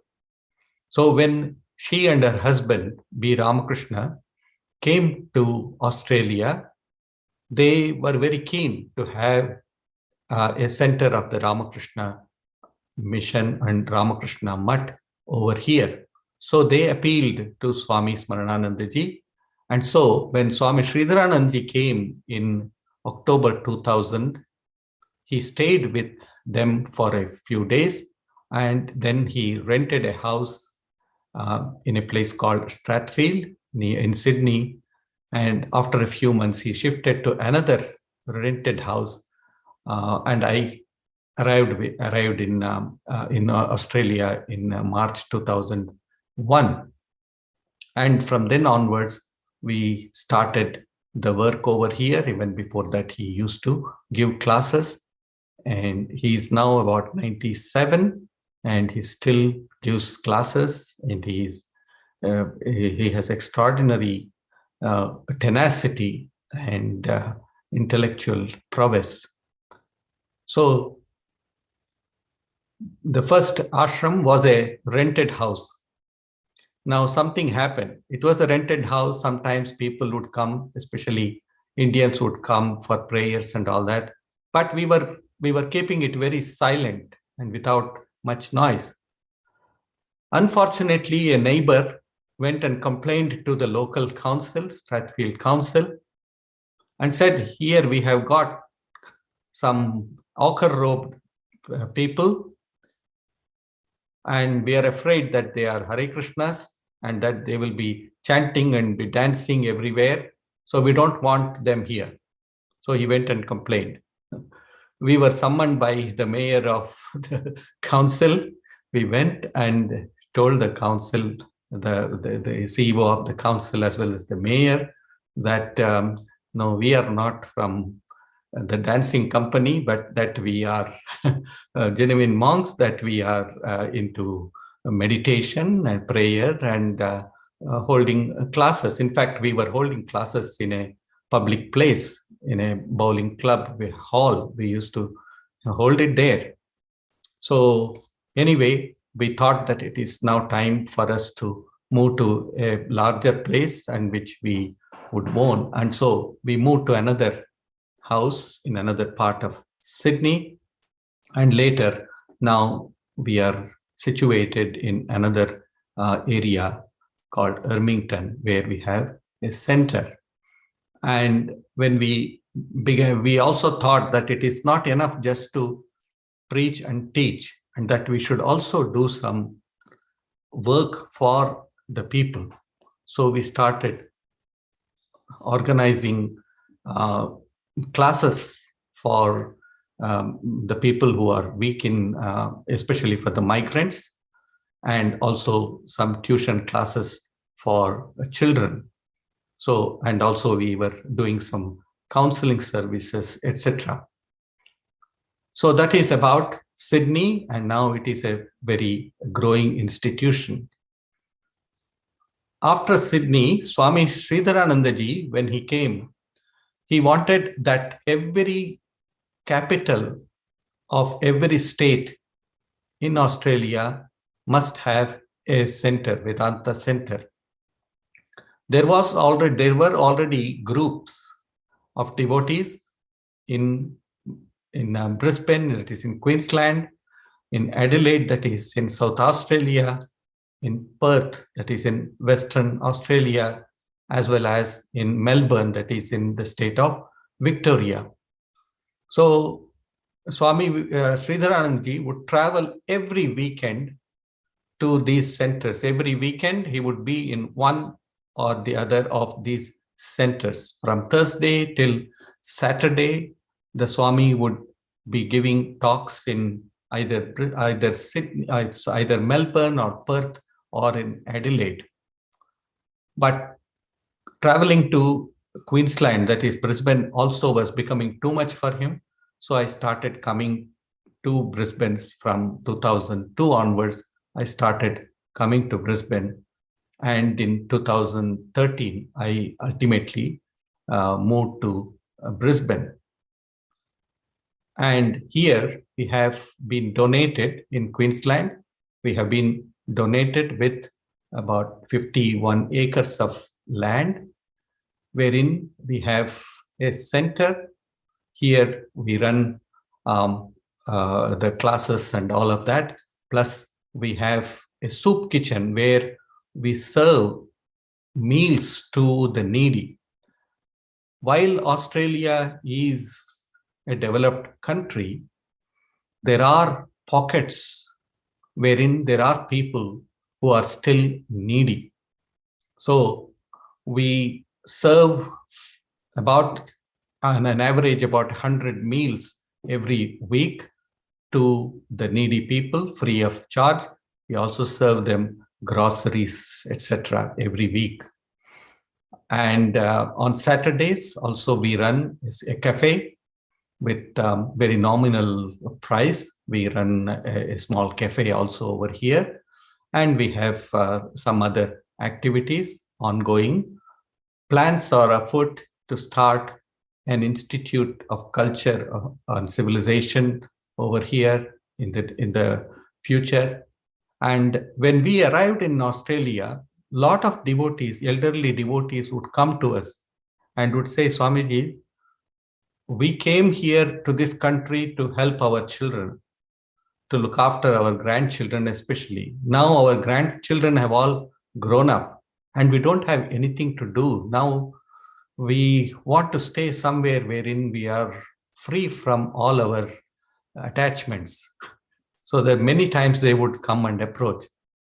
Now that we have this land here in Queensland, in Brisbane, we are aiming at having some retirement accommodations over here where people could come and live a life of prayer, meditation, and also serve the people and serve the community over here. We are doing all the plans as of now to start this kind of a retirement village. It will be a Vedanta village over here. And a center has also been started. A center was started in 2004 in Melbourne. Devotees, some of the devotees in Melbourne wanted to have a center. And one of our Swamis, Swami Samachittananda, is presently there. Devotees in Adelaide also wanted a center. So a center has been started in Adelaide, and Swami Manyananda is looking after the activities over there. A church was bought in Adelaide, of course, a couple of years ago, and that is where the activities are being conducted. In 2009, another church was bought in Perth, which is called as Vedanta Church of Universal Religion. And so we have a shrine for Sri Ramakrishna, and we conduct all activities over there. So the Ramakrishna movement in Australia has spread very slowly. There's no doubt. Probably it is one of the last continents where Ramakrishna reached late. But the seeds of this movement were sown by the direct disciple of Sri Ramakrishna, both Swami Shivanandaji in 1897 by initiating Sister Haripriya L.C. Pickett, and then by Swami Abhedanandaji, who initiated Sister Avabhamiya or Abhavaniya in 1904 or so, 1908. So she came to Australia and she started this movement over here. Sri Ramakrishna once heard this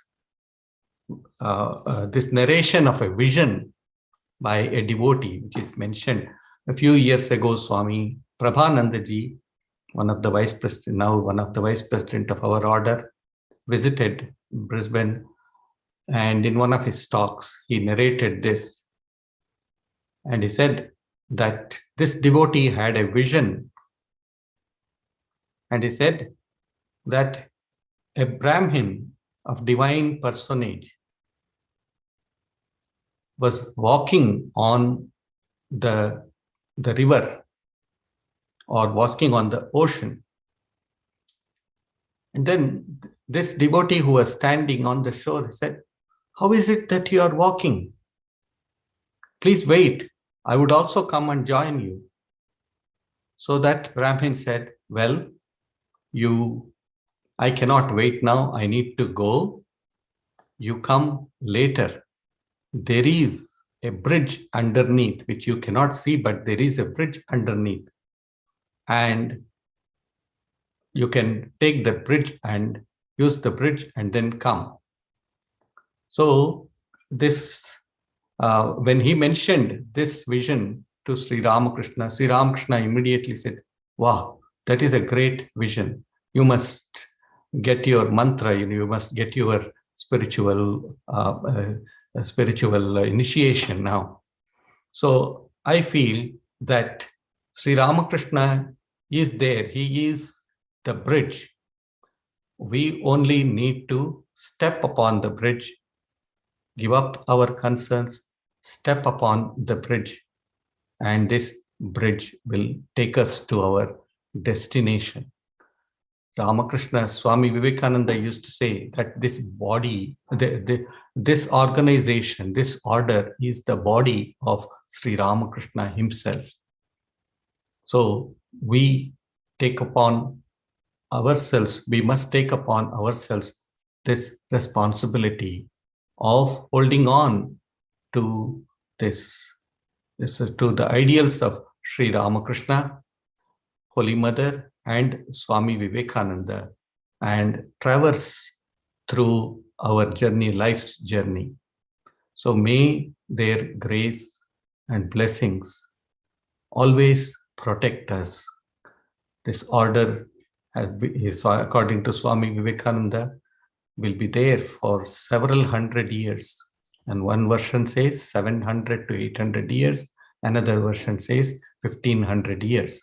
Whatever it be, it's only the beginning. The organization is only in its beginning stages. 125 years, it's not much. So His grace, may His grace protect us all, is my humble prayer. Thank you. We are grateful to you, Maharaj, for this wonderful account, not only the statistics and the external development of the activities there, but the soul of the movement, which is spirituality, how it has unfolded right from the days of Mahapurush Maharaj. So just now you mentioned how long this movement will continue to unfold its power. So we all know that since Swamiji started the movement, I would not call it West, because Australia is not in the West. You can even call it South. So the movement outside India, if you would like to mention it that way, started with Swamiji. Of course, one of the centers was started even before in 1894 by Swamiji himself in the West, outside India, before the Ramakrishna Mission was registered. So he founded it, definitely founded the mission 125 years ago, but the work was going on after Sri Ramakrishna gave sannyasa, and then the Holy Mother and all the direct disciples have in their various efforts they have made to see that this the spiritual energy which was generated by Sri Ramakrishna has been flowing. And 1 year before his Mahasamadhi, somewhere I read that Swami Vivekananda mentioned that I have given enough. I have given them. Them means perhaps he meant the people outside India, or maybe including India, that I have given them enough for 1500 years. So we hope it's not 700 but 1500, so that it will continue to expand. So if you see the future of the movement, before we come to the first of all, I would like to thank Atmeshananda for his wonderful presentation, and then we go to the last presentation, which is on Vedanta Advaita Ashrama Mayavati, a confluence of the East and the West. So Mayavati, as you all know, was started by Captain and Mrs. Xavier. Now, of course, started by Swamiji. It was Swamiji's dream, and it was his wish when he was traveling in Switzerland. And he said, if we had a whole hill for ourselves. So that's how it. The Western disciples, especially the English disciples, Captain and Mrs. Xavier, decided to sell their house. That house is still there. That mansion is still there. They sold their house without any thought, without any second thought. That's the wonderful sacrifice and the power of Swamiji's spirit, which influenced them to build this wonderful center. We'll be hearing about Mayavati and the Savior's contribution from Swami Vireshananda, who was the editor of Prabuddha Bharata, a journal started by Swami Vivekananda himself. But before that, I would just like to mention that somebody said that in the 19th century, when Swami Vivekananda and others were trying to preach these universal ideas of Vedanta, the main focus of religion was on reason. So he had to use reason, and he had to use his Gyan Yoga talks in London. Wherever he went in the West, he had to rationally establish the spiritual traditions of India, the spiritual values. In the 20th century, if you see, when the Ramakrishna Mission unfolded itself by so many centers where it expanded in India especially, and also in the West, when a lot of the focus was on humanism, that is, the next century was focused more on humanism, Shiva Gyana Jiv Seva. So you find the next century, the focus was more on humanism. If now somebody asks us, what should be the focus on now? Reason is there, we need reason. Now people have more or less accepted Vedanta. Also, the service activities of the Ramakrishna movement have become immensely popular all over the world, especially in India. Now the third century, I mean the third century after that, I think in this century, the 21st century, the focus should be on mysticism. That is how mystics commune with God through love and contemplation. So Sri Ramakrishna, I'll just quote one about mystics. Sri Ramakrishna used to say, and the gospel it is there. He said, the mystics of different religions may speak different languages, but their experience of oneness is always the same, just as all jackals in the world howl in the same way. So that is what we have to remember. And at Lahore, I just want to repeat this again. Lahore, Swamiji told a Hindu person who wanted to, a sort of fundamentalist, if you can call him. He told him, he said, I have the power. Remember, I have the power to bring 1/3 of the population of the world. Remember, Swamiji was very serious when he uttered these prophecies. He said, I have the power to bring 1/3 of the population of the world under the banner of Sri Ramakrishna, but I have no intention of doing so. That's rare, very strange, an order which has been named after Sri Ramakrishna. The reason he gives is, I have no intention of doing so because that would counteract my Guru's great message of harmony. As many faiths, so many paths. That was Sri Ramakrishna's message. And then a new sect would originate in India, which he did not want to do.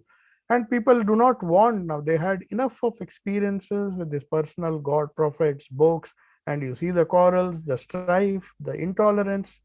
So at present, people will say, we have read enough, we have had experience of different religions, we have now, due to the social media, the expansion of the social media, we have so many ideas coming and people get confused. So they want something concrete. And because Sri Ramakrishna's religion was based on the Upanishads, it is universal, free from doctrine, dogma, or creed, and also will attract the world's attention. So that brings us to the last theme of this 3-day webinar, which is the Advaita Ashrama Mayavati, which was founded exactly for this, where there would be no doctrine, no dogma, no ritual worship. So to talk about that, I would now invite Swami Vireshananda. I'll just give a brief introduction and then I'll highlight him so that we can listen to him. He joined the Ramakrishna order, Swami Vireshananda. Of course, he was also in Australia for some time. Vireshananda joined the Ramakrishna order in 1992 at Ramakrishna Mutt in Chennai. Then he served the publication department in Chennai Mutt for about 4 years. Then in Ramakrishna Ashrama Mysore, he was posted there. He served in the publication department of the Kannada monthly journal Vivek Prabha for nearly 8 years, from 2000 to 2008. Then he became the editor of the Vivek Prabha from 2008 to 2014. So apart from that, he participated in a very interesting program, rural outreach program for students, which is known as Gyan Vahini, for nearly 10 years. So under this program, a lot of personality development workshops were conducted and based on Swamiji's life and message, and more than 400 villages. It's a tremendous effort, and covering more than 100,000 students.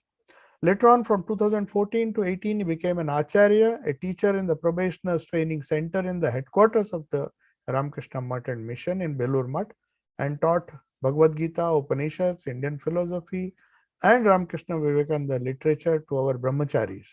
Then he left for Australia in 2018 to become an assistant minister of Sydney Vedanta Centre and served in its Sydney as well as Adelaide centres for some time. Then he returned to India in 2020 and is presently serving, as I said, as the 37th editor of Prabuddha Bharata, the oldest spiritual journal in English in India, started by Swami Vivekananda himself in 1896. So now I will highlight, yes.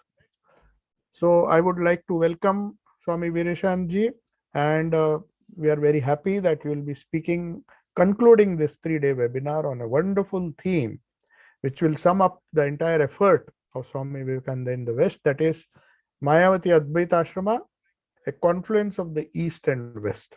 So over to Swami Vireshananda. Maharaj, you have to unmute yourself.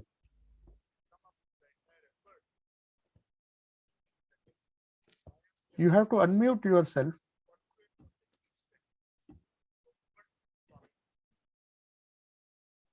Can you? 1 minute, I'll just check. I think you need to. Have you unmuted yourself?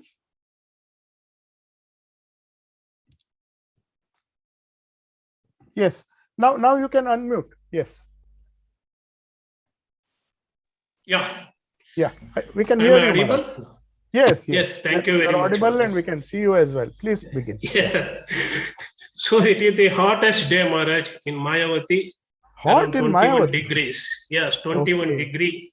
And the minimum temperature is around 13 degree. I feel sweating. That's why I opened the doors to this windows. So we live in here around 6,800 feet above sea level, Maharaj. And we are one of the most wonderful ashramas in the Ramakrishna Mission, you can say. I would like to show something first and then start. This is the one of the snow ranges we can see from here in the winter time, especially. I think you will be able to see this in the screen, Maharaj. Is it? Are you seeing, Maharaj? Yeah, you are not audible, Maharaj, for me.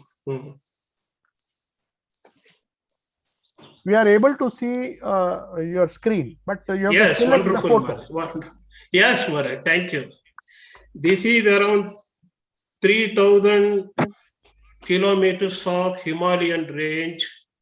We can see from the one of the points in Mayavati, mainly on winter months, from October, November up to January.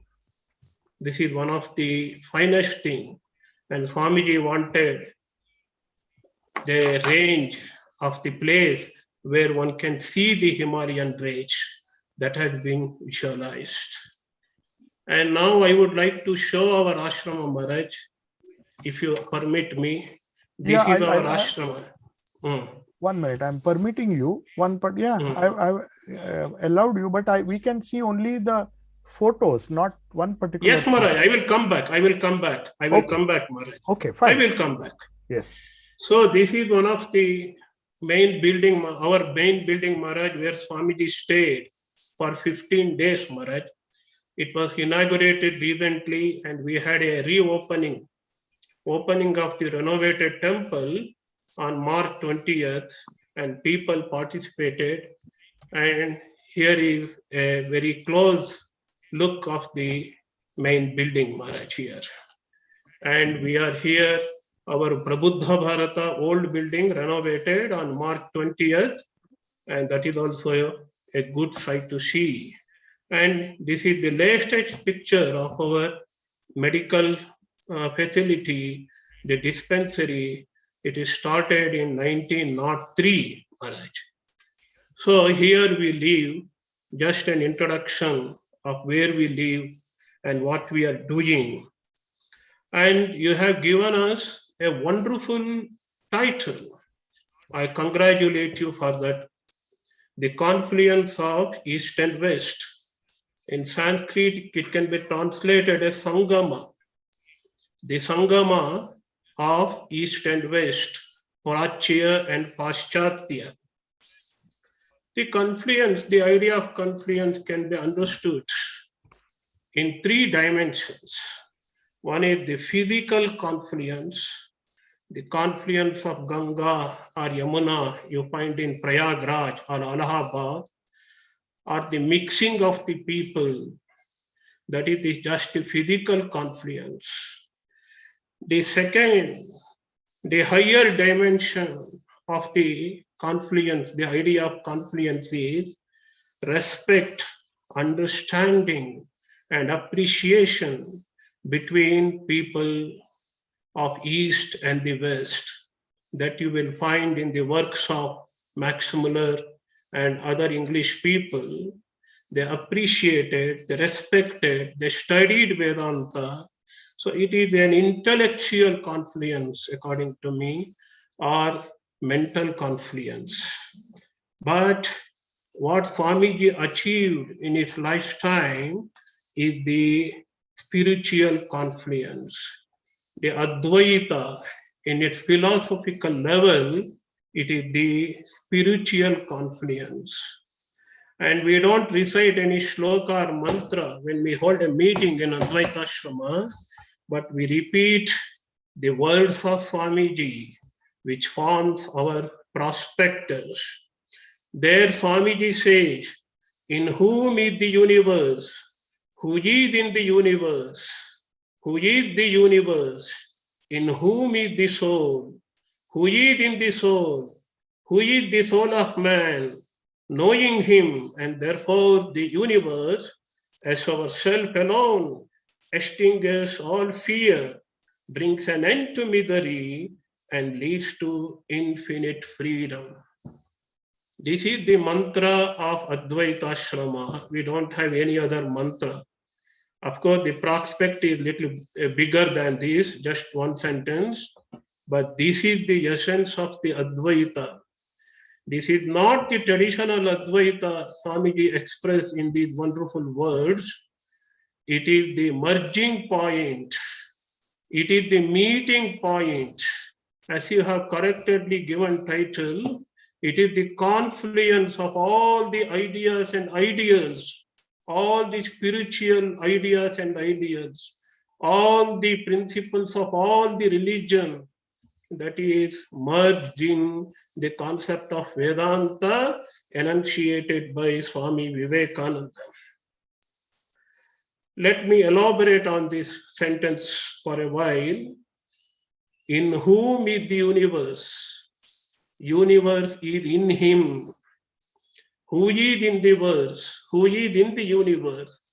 The whole universe is filled with God consciousness, or the Brahmic consciousness, or the Atmic consciousness. And it is he who has become the universe.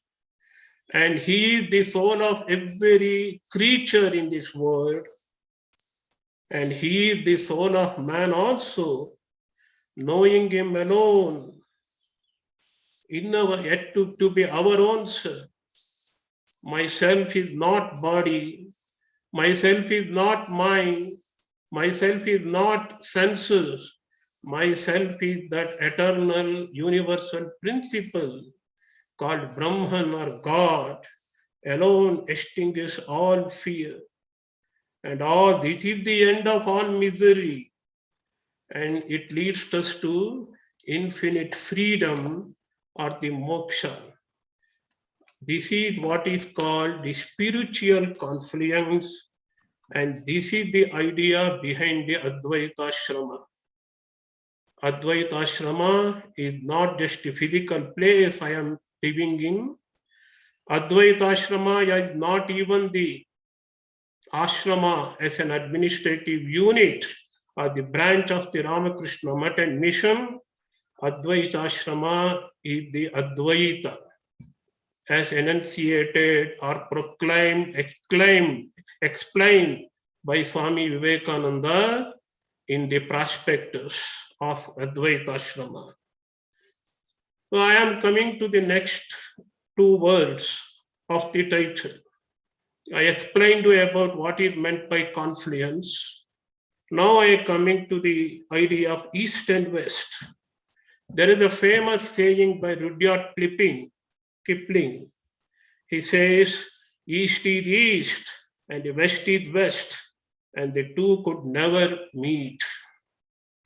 But Swamiji changed that perspective. He knew the distinctions. He knew the differences between the East and West, but he held the aim of both the civilizations, East and the West, is the one, to be one with God. Therefore, he told, I shall inspire men everywhere until the world shall know. Remember, not just India.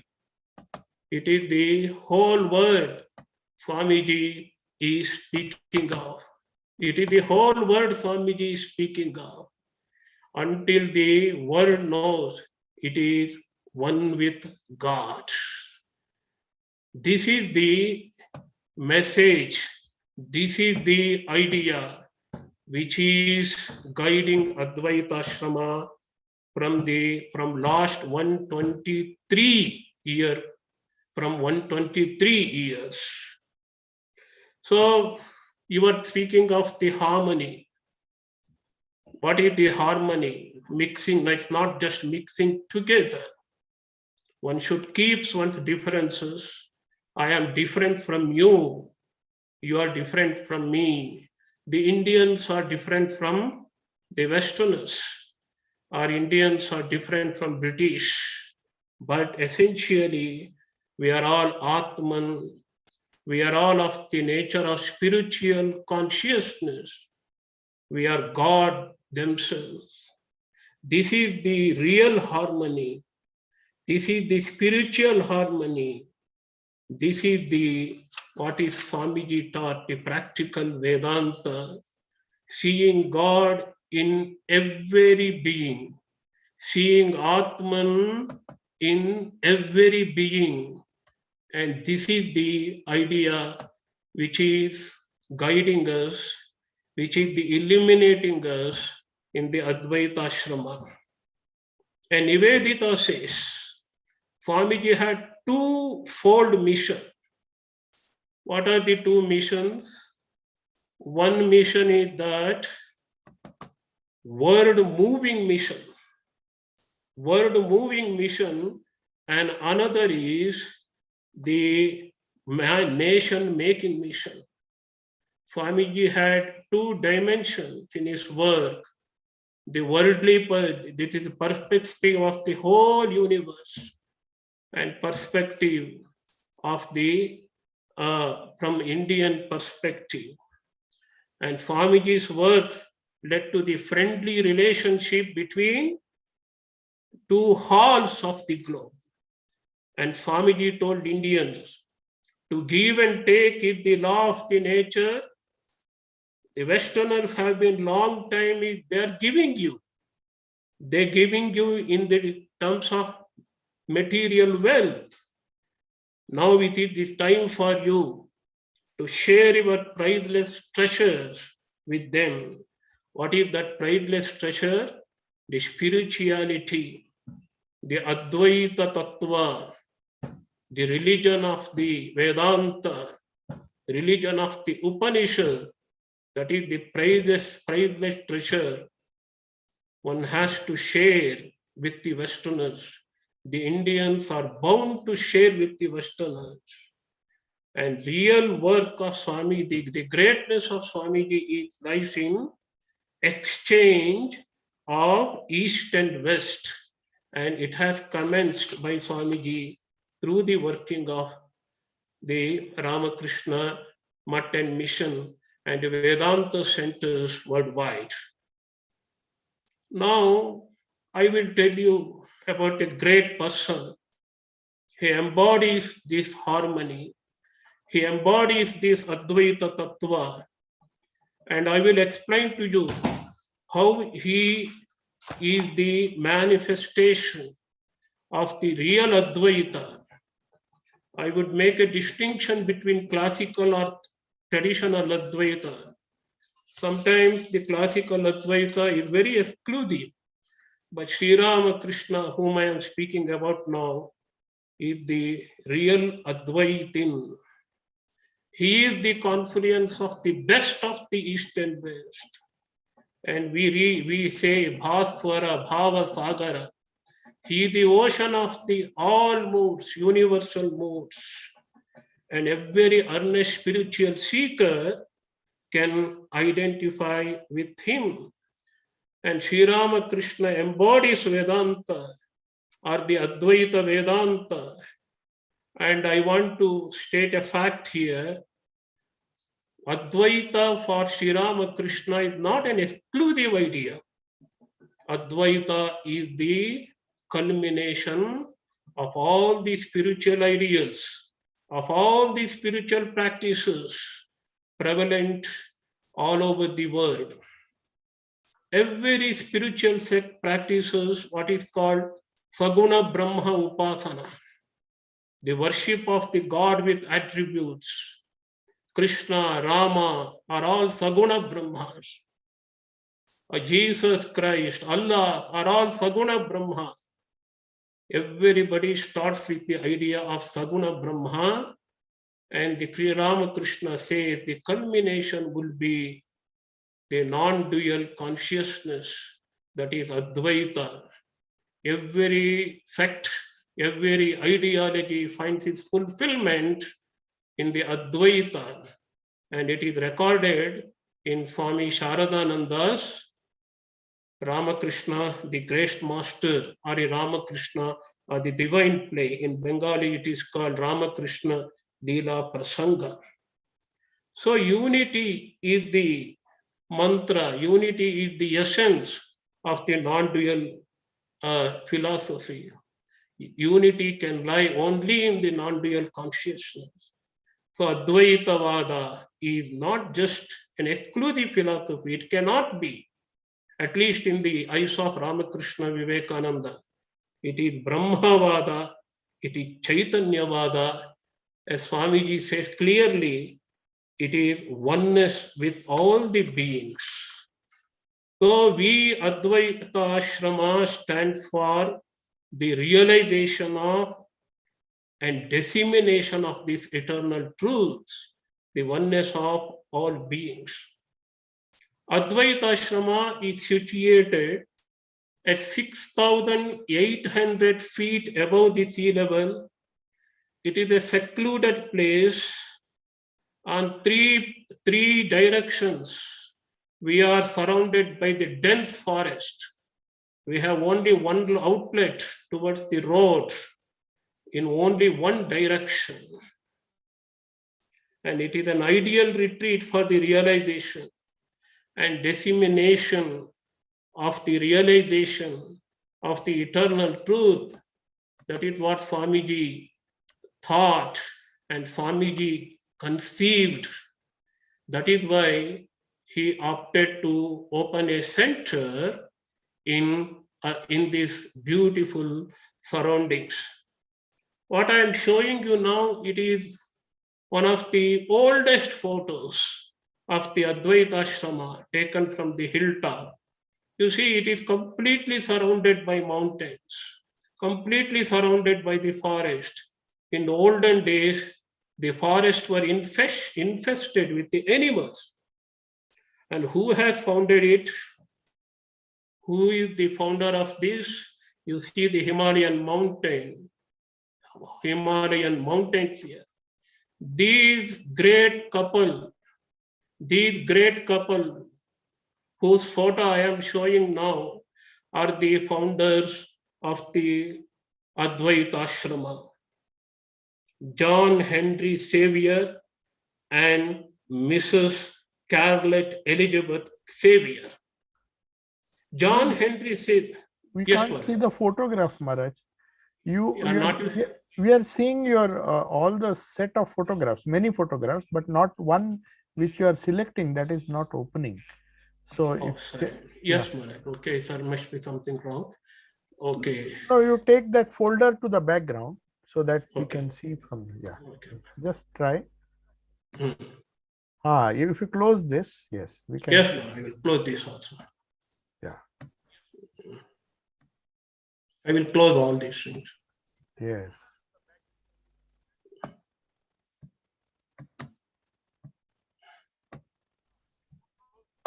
Now we are able, Maharaj. Now it is fine. Now I Ah, can see the savior couple. Yes. Yeah, it is the first time, Maharaj, I am experimenting. I am sorry. No, it's fine. Now we can see the Okay. picture. Yes. Okay. This is our great founders, the British couple. I am proud to say these are the finest fruits, finest flowers of the Swamiji's work in England. And John Henry Xavier is a non-commissioned officer in British Army, and the Charlotte Elizabeth Xavier is his devoted life. Now I am going to tell a story, a long story, but very, very interesting story. And these two couples were almost retired. They were leading a very relaxed and very retired lives, but they had a hunger, the hunger of the soul. Too much of doctrines they had heard in the churches and elsewhere, and their dogmas, but there was not too little of the life. Too many dogmas, but too much of little of the life. And they were frustrated. They were eager to find out the truth. They were eager to find out the real spirituality. And in the meantime, in the spring of 1896, Swami Vivekananda visited England for the second time. And he gave the lectures on Jnana Yoga, and they were attracted towards it. John Henry Wright once attended the class and came out and met the Josephine MacLeod. Josephine MacLeod was also in England, in London at the time. He asked her, is it this I heard the young man, this young man is what he seems to be. You know this young man, is he what he seems? Look, Josephine MacLeod says, yes. Then John Henry Wright says, in that case, one must follow him. And with him we find God. John Henry Wright went to his wife and said, will you become the Swami's disciple? Will you let me become Swami's disciple? And Corlett Xavier said, yes. And again, Corlett Xavier said, will you let me become the Swami's disciple? And John Henry Wright said, I don't know, with affectionate humor. This is the beginning of the story, a story of sweet relationship, divine relationship, wonderful relationship between Swami Vivekananda and the Savior couple. And they went on attending the Swamiji's classes. They found out Advaita philosophy to be the best philosophy. It is the expression of the highest truth. And Swamiji had a conversation, private conversation also. This is the turning point of their lives. Swamiji addressed Mother Savior, we call her Charlotte Savior, Mrs. Savior. Mother, would you not like to come to India? I will give you my best realizations, he said. And from that day onwards, Swamiji became the Guru and the son. A sweet relationship developed between them. the saviors made up their mind to follow Swamiji to India and help in the plan of the future. And Swami Vivekananda calls Mr. Savior the jewel of a lady, so good, so kind. And saviors are the only Westerners who did not hate India, who came to India to serve India. Saviors settled the domestic matters and followed Swamiji. And Swamiji went to Switzerland for 6 days leave, 6 days holiday, and saviors paid all the expenses and joined Swamiji. It was in summer 1896. And Alps, Swamiji calls Himalayas of Europe, and Alps reminded Swamiji of his beloved Himalayas. It was in August 1896, in the Alps, when he was visiting Alps, Swamiji felt longing to establish a monastery in the heart of the Himalayas. He wrote a letter in that he expressed his feeling, "Oh, I long for such a monastery where I can retire from the labors of my life and pass the rest of my days in meditation." Now mark these words, "where my Indian and Western disciples can live together, and then I shall train them as workers." The Indians will be tried to go to, as preachers. They will go and preach in the Western countries, the Vedanta in the West, and the Western disciple will devote their lives for the good of India. This is the purpose of establishing Advaita Ashrama in Mayavati by Swami Vivekananda. Swamiji had the great determination, and it was confirmed by the saviors. They wholeheartedly accepted this idea. So we can derive how much importance Swamiji gave to the idea of starting a monastery in Himalayas through his letters. In the letter in 5th August 1896, written to Lala Badrisha, he writes, "I want to start a mutt in Almora or near Almora." And in the letter 21st November 1896, he again writes, "Mr. and Mrs. Savior are going to build a mutt for me in the Himalayas." Mark these words. He always said to the outside world, it is Mr. and Mrs. Savior who are going to establish this. He never said that it is I who am going to establish much. And in another letter he says, "We want a whole hill with a view of the snow range all to ourselves." He wrote a letter to Alahinga Perumal on 20th November 1896. "Mr. Savior and his wife are going to start a place near Almora in Himalayas, which I intend to make my Himalayan center as well as for brahmacharis and sannyasis." To the Hale sisters, he wrote a letter on 28th November 1896. "Mr. and Mrs. Saviors are going with me to work and spend their own money on the monastery in Himalayas. The Himalayan one," he said, "entire hill about 7,000 feet high." And he also said it should be cool in summer and also it be cool in winter.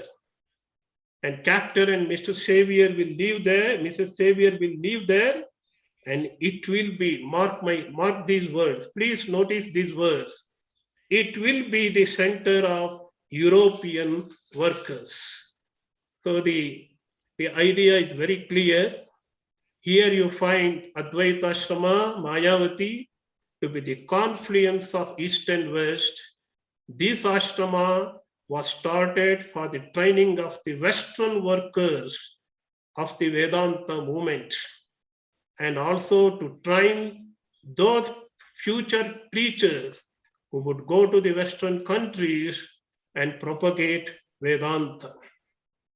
We all know on January 15, 1897, Swamiji returned to India, and Mrs. and Mr. Xavier accompanied him, and Swamiji gave lectures throughout India, which later came to be known as the wonderful lectures from Colombo to Almora. In May 1897, Swamiji came to Almora and gave his lecture, and a reception was given to him. There he was addressed as Shankaracharya. In Shankaracharya, he was addressed. The people gave him a reception, and they told him, the great Shankaracharya, after his spiritual conquest, established a mart in Advaita Ashrama, and we came to know that you are also going to establish a mart in Koaman Hills. This area is called Koaman. This Himalayan has got two regions. One is Gadwal and another is Koaman, and we live in the Koaman range. And Swamiji also replied, this is the spot which I want to select. It's one of the great centers to reach the universal religion. These mountains, these Himalayan mountains, are associated with the best memories of our race. The saviors were very anxious to start a center there. On 10th October 1897, Swamiji again writes, we do not want a place which is too cold. At the same time, it must not be too hot. It should be an institution for the training of brahmacharis. In 1898, in the month of April, saviors took up residence in Almora. They awaited Swamiji's arrival there, and Swamiji arrived with one of the greatest disciple, wonderful disciple. His name is Swami Swarupananda. The Swarupananda came there with Swamiji. So we have the confluence. Again, I am using the word confluence. The confluence of three great personalities here, Mrs. and Mrs. Xavier, Swamiji, and also the Swarupananda. Swarupananda had just sannyasa He had sannyasa in March 1898. And Swamiji said, we have made an acquisition today.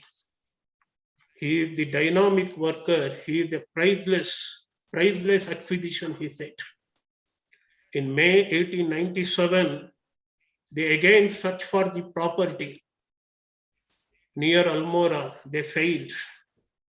In the meantime, what happened is, in May 1897, the first editor of the Prabuddha Bharata, a magazine Swamiji inspired to start in Madras, the Mr. B. Rajamayer passed away. The June issue of Prabuddha Bharata had come out, but the July issue could not come out. And Swamiji heard it, immediately decided to rejuvenate, to restart Prabuddha Bharata from the Almora itself. And Swamiji told the saviors, you see, here is an opportunity for you for a great work. The kind of work you are contemplating on you, I am giving you a capable editor. Swami Swarupananda, yourself, and Swami Turiyananda will make his work easier. And Prabuddha Bharata took a new shape, gained a new life in a place called Thompson House in Almora. And August 1898 issue started coming from there. So June 1898, the last issue of Prabuddha Bharata from Madras, due to the unfortunate death of the B. Rajamayar, there was no edition of the July 1898. Swamiji resurrected Prabuddha Bharata, and the August 1898 issue started from the Almora. But saviors were not at all satisfied with Almora. They wanted a secluded place for meditation and the work. And by the time Swamiji started magazine, saviors spending their own money, they brought the press from Calcutta, typesets, paper, everything required for the production of the journal. It was not just editorial work they took up. They printed the journal. They did all kinds of clerical works, menial works. The group of four, mainly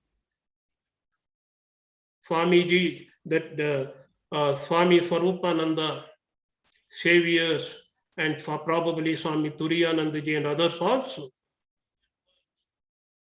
And Swami Swarupananda became the editor, and Savior became Mrs. Savior, become the manager. Then they again started searching for a secluded, more secluded place, a remote place, because saviors very much wanted that. And at last they purchased a land in Mayavati. It was not called Mayavati at all at that time. It was called Mayipat. There is a place, sacred place of the mother here, worshipped by the tribals. They purchased it. Very interestingly, they purchased from a British man, a retired British officer.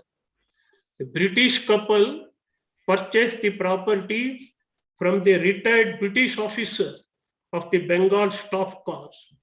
It was a tea garden called the Glingle Tea Estate. Its name was Glingle Tea Estate. The owner was W.J. McGregor. He was a retired British officer, and he was British living in India, and our savior couple purchased land from him, about 65 acres, and it is around 6,300 to 7,300 feet. The idea is very clear. East and West must meet on the equal footing of love and unity of purpose. And the people from East and West should exchange ideas with each other with their highest ideas. Mayavati is situated 50 miles from the Almora. It is around, as I have already told you, has a magnificent view of the snow range of around 300 miles, is cut off from the outside world. And in nearest human habitation is 3 miles away. And the nearest railway station is 60 miles away. When it was purchased, there were only 3 buildings. And the mutt started, the Advaita Ashrama started. It was registered on Sri Ramakrishna's birthday on March 19, 1899.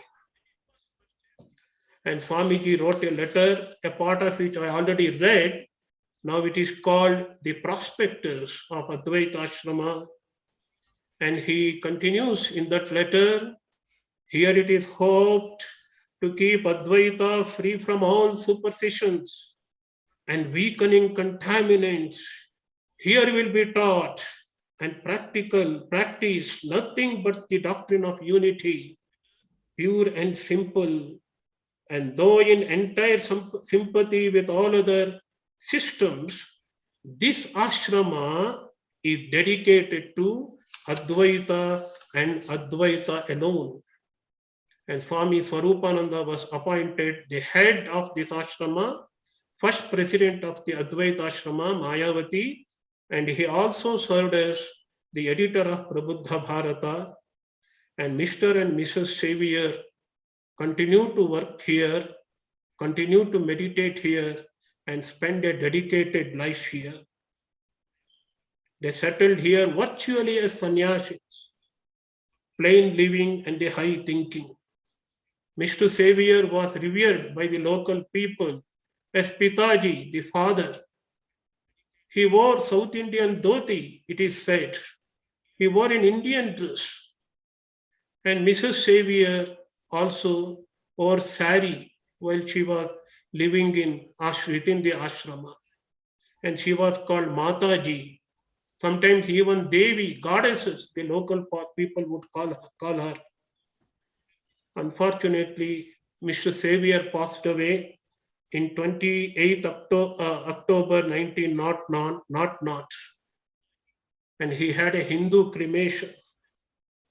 And Swamiji writes, Brahmins were chanting the Veda, the boys were carrying his corpse, and he was cremated in the near stream.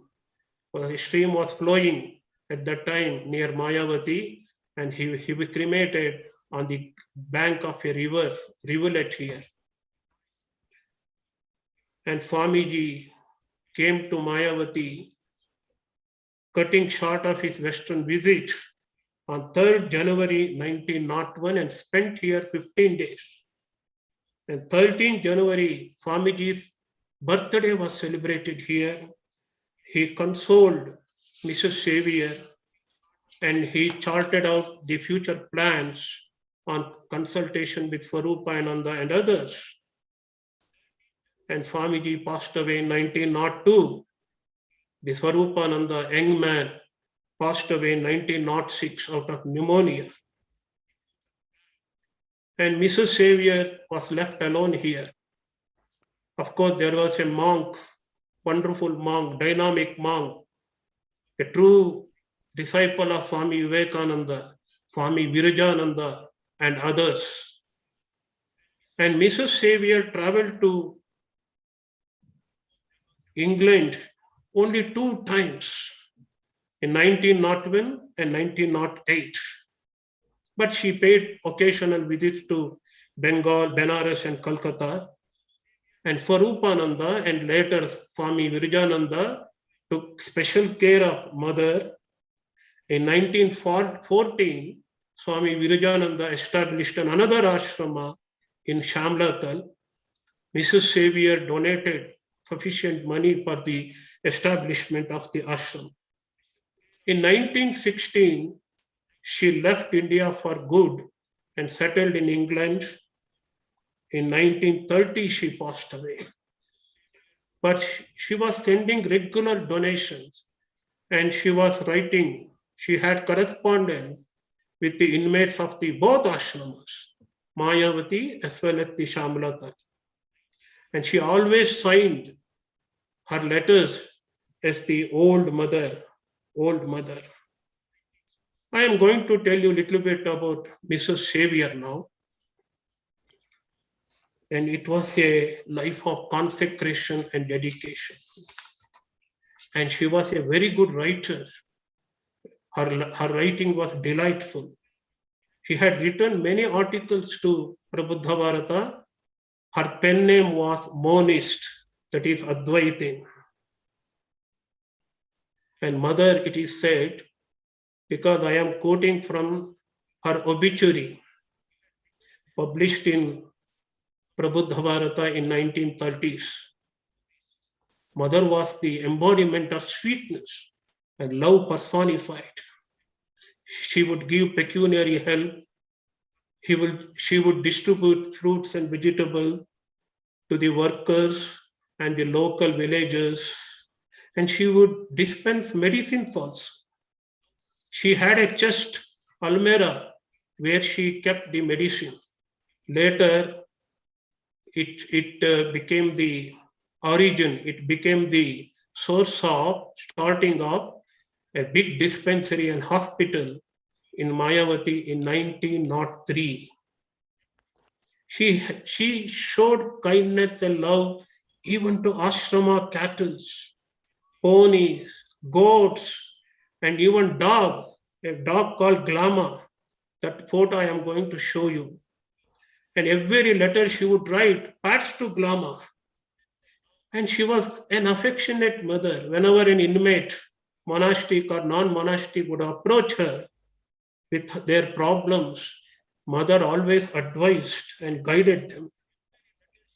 And all the more, she had a great veneration for Sri Ramakrishna. She would tell Sri Ramakrishna, of all the perfect men that have appeared on earth, I consider Sri Ramakrishna as the greatest. She gave substantial money to our ashramas, including Belur Much. And Shuddhanandaji has great reminiscences on her. And she would say she was enthusiastic about preaching of the Advaita philosophy. She had a regulated life, practiced rigorous self-discipline, austerity, self-sacrifice, spent money on service activities of the Ramakrishna Mission, and she had maternal instincts, motherly love that flowed her in abundance towards the disciples and the admirers of the Swami Vivekananda. And she had a complete transformation by the touch of Swami Vivekananda. About her daily routine, she had 2 bungalows in the old buildings in Mayavati, Prince Sticks. She would spend daytime there, but spent in her time, she sleeps in a corner room of the main building. And she would cook for herself and would invite others also. And she would invite for the evening tea. One or the inmates or the guest swamis would go for her evening tea, which she would serve herself with all love and affection. And she would meditate, work, and she would read the proofs of Prabuddha Bharata every month. She would help in editing Complete of Swami Vivekananda, the very first edition, and also the Life of Swami Vivekananda, a great project initiated by Swami Vireshananda Maharaj. And it was a beautiful confluence. Again, I will use the word confluence.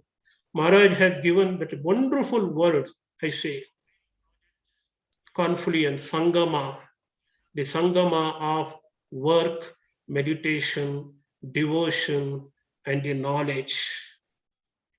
And she had the qualities of head and heart. And it is said everything about her was sweet and graceful.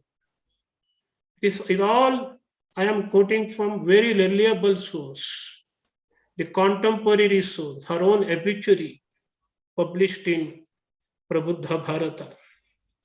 Unfortunately, she used to have frequent heart attacks, and she died peacefully with full awareness in England, in London, perhaps, I do not know the area, Maharaj would know, on October 23rd, 1930.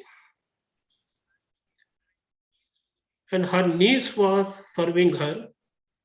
Upon her death, her niece received a letter. There someone had written, Mrs. Xavier never preached religion, but she lived it. Dear friends, we now know the meaning of Sangama. We now know the real meaning of the confluence. In ideological level, or in the mystical level, or in the physical level, it is Advaita philosophy as preached, as practiced by Ramakrishna, Vivekananda, and Holy Mother.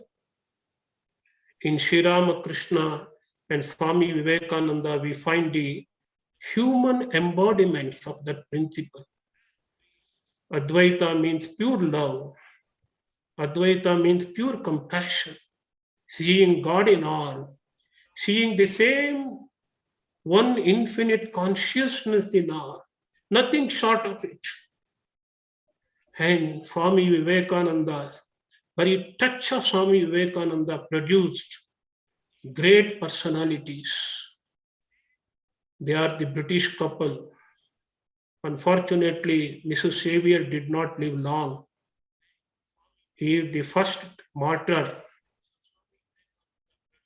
But Mrs. Xavier lived long enough to show how Swamiji's ideal, the confluence of the East and West, organization, discipline, all are the best characteristic of the British civilization. Now we have the wonderful idea of Brahma Vidya, Advaita, philosophy.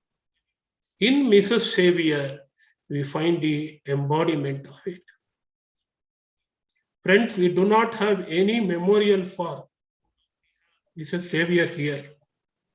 We don't have any plan to erect any memorial. Because as inmates of the Advaita Ashrama, we are told the whole Mayavati Ashrama itself is the greatest memorial of Mr. Xavier and the Mrs. Xavier. They are the real confluence of the East and the West. I am very thankful to Swami Sarvasthananji Maharaj for having given me this wonderful opportunity to meet you all, to interact with all, and say something about the Advaita Ashrama. We do not have temples here, but we have two great temples here. One is the main building, which was it has been renovated now, and also the Prabuddha Bharata office, which was inaugurated in 1914. And the work started in 1912. Vireshananda did Homa here on the occasion of the opening. And also until 2017, our great revered editor Swamijis worked here, including Swami Ashokanandaji, Swami Gambhiranandaji, Swami Yatishwaranandaji, and in recent times, Swami Bhajananandaji and others. So this is a blessed place. We have the living monuments here. This very place, the ashrama, is filled with spiritual vibration, which has been kept impure and immaculate for the last 123 years. And within 2 years, we are going to celebrate 125 years of the establishment of the Mayavati Ashrama. And Prabuddha Bharata has already crossed 125 years. Now it is in 127 years. Yes. The 127 years of the journal, imagine. And Swami Vivekananda started this. So we brought out a special issue on this as a special January issue of the 2021. And we regularly bring out the special issue. Last year, January, on a very relevant topic, contemporary topic, living a meaningful life in a digital world. And we devote each issue on a specific topic. And religion, spirituality, or about the sufferings, about the problems of life, on Holy Mother, and this issue we have devoted to Ramakrishna Mission. So my humble request, if you want to give respect and reverence to Advaita Ashrama and Swami Vivekananda, please subscribe to this noble magazine. It has got a history, it has got a holy tradition, it is holy magazine in a very sense. The simplest way of subscribing is to go to Advaita Ashrama website advaitashrama.org, and you will be guided there. You can make an online payment, and there is digital subscription also if you don't want hard copies. Very nominal price. We give 50 pages of wonderful material for reading, not just for the head, it is for the heart and for the soul. And please subscribe it. This is my humble request. Thank you very much, Maharaj. We are very grateful to you, Maharaj, for this wonderful account. Especially the people here in the United Kingdom will feel proud that they have contributed a little. It's British Ashrama, Maharaj. It is a British Ashrama in India. Yes. And the Saviour's house is still there. The house which, of course, had to sell so that they could, with that money, they could build. It is there in Finchley Road. The whole mansion is there. So we have completed, we will be completing 75 years of the mission here. And of course, Swamiji's 125 years of his England visit. Unfortunately, because of COVID, we could do nothing. But we had even talked to Swami Muktidanandji when he was here to have a small group coming. He had started a retreat. So I think Shuddhidanandji also has agreed. But after COVID, maybe a small group. We have plans. We have plans. We have plans, Maharaj. Yeah, when the COVID situation is more. So we would plan with some of the. And one personal note, I will tell you, Maharaj. I came in 2020 when in the thick of the COVID. It was very difficult to run the magazine. And we couldn't post the journal copies also for 3 months. And our subscription was dwindled like anything. By Guru Maharaj grace, now everything is all right. And we are on the ascending stage, Maharaj.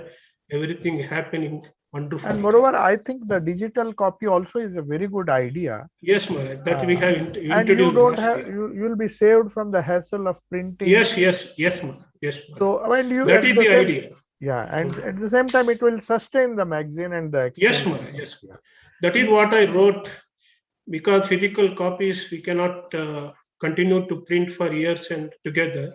And future belongs to digital. So we have already done the digital subscription. And of course, and recently we have archives, Maharaj. Whole 127 years, except for the present year. All the issues are available in archives just for the payment of just around $9.99 for 3 years. For 3 years, not even for 1 year. You will have full access. You can take printout. You can do searching. So that's a wonderful facility. It has been announced in the magazine? Yeah, it has been announced just about 1 month back. It was released, Maharaj. So it has to be advertised and it should be popular. It is something. It will be very useful because the yes, so for scholars and all. Yes, we have from 1896 July issue up to 2021 December issue. We have all the issues. Of course, as I told you, yes, my searchable means title wise, author wise, and even the monthly wise. We are going to have the subject wise also. We are doing Kolkata. In Kolkata, we have wonderful people there, and we are doing they are doing the work, Maharaj. They are seriously doing. Especially, I should congratulate and compliment Swami Shuddhidananda ji. Because in 125 years celebration, he took his initiatives. Despite of the COVID situation, we increased the subscription to nearly more than 1,000, and all these projects were there when he had a seminar and all that. You know, sitting in Mayavati, we are very helpless in this matter. But only we can. Yes, maybe for digital, I think would be a better idea. You can, physically, it is nowadays it's so difficult. But in any case, we have taken a conscious decision not to make it free. Also, it is a conscious decision so that people will be encouraged to buy it. Then only they will be able to read it. They will be serious. They will be serious. Yes. Small token, unlike Vedanta Kesari, which is giving free. but still. So that is, they have some money for it, Yes. meant for it. Yeah, you have to, the whole ashrama has to run on less. There are no other activities, you see, even the hospital has to run. Yes. Yes. So, and anyway, Maharaj, the today's theme, if you can send a transcription, if you have already. I will do, Maharaj. I have already made a copious notes on this. I will write down into you can an write, article. we can publish in a, if it is definitely. long, don't worry about the length, because we have a system where we give it in parts. And because our Vedanta is also a very old magazine. And in fact, there are some more material, Maharaj. Satya Priyananji's long article is there. There are many more descriptions, wonderful description. I couldn't include it in my presentation. That I will try to do, and if you permit me, I will make it a long article. Yes, make a very long, as long as you don't worry, 3 parts also we can. And I will emphasize on the British aspect of it. Yes, not only British, because they have done it. It's nothing. Yes, Maharaj. It is British achievement, Maharaj. It is or the personal achievement. Yes, the Savior, Mother Savior, the mother of Mayavati. Yes, Maharaj. She also. Yes, Maharaj, Mother of Mayavati. We have a book, wonderful book. And also lastly, I forget to say, somebody said in the obituary it is written, she is mother in every sense. She is mother in every sense. So the idea of Advaita, how it nicely merges with the idea of motherhood of. Yes, Maharaj. Yes, Maharaj. She is Advaitin, real Advaitin, more than any one of us Indians. Yes, Maharaj. Oh, wonderful, wonderful. So you can beautifully write something on Mother Savior, the mother of Mayavati. Writing is not a difficult thing, Maharaj. Only giving lectures, because I do not give frequent lectures. So I have lost habit of it after coming to Mayavati. Moreover, presentations, even we found it difficult. Satyeshanand. Yes. But anyway, we are happy you could join us, and I'm glad to know Maharaj, that. If I am permitted, I will show some pictures for 2 minutes. Please. This is Saviors I showed. Yes. And this is, Maharaj, actually taken in Kashipur, where you find both Mrs. Savior and Mrs. Savior present there, along with Adasingha Perumal and Ramakrishna-nandaji, Premanandaji, Shivanandaji, and Madras Narsimhacharya and others, Maharaj. This is in Kashipur. Kashipur or Arambadar Math, I am in doubt, Maharaj. In Kolkata. In Kolkata it is taken. And this is Raja Mayer, who was our first editor, who died at the age of 30. Just 30 he was. All our pioneers, Maharaj, died very young. Swarupananji died probably at the age of 40 or something. And all 40, 45, 35, they died. Swamiji himself. Yes. And this is the first cover of Prabuddha Bharata. But it was not liked by Swamiji, but for 1 or 2 years it was our cover. And this is Swami Swarupananda. Very nice. Yes.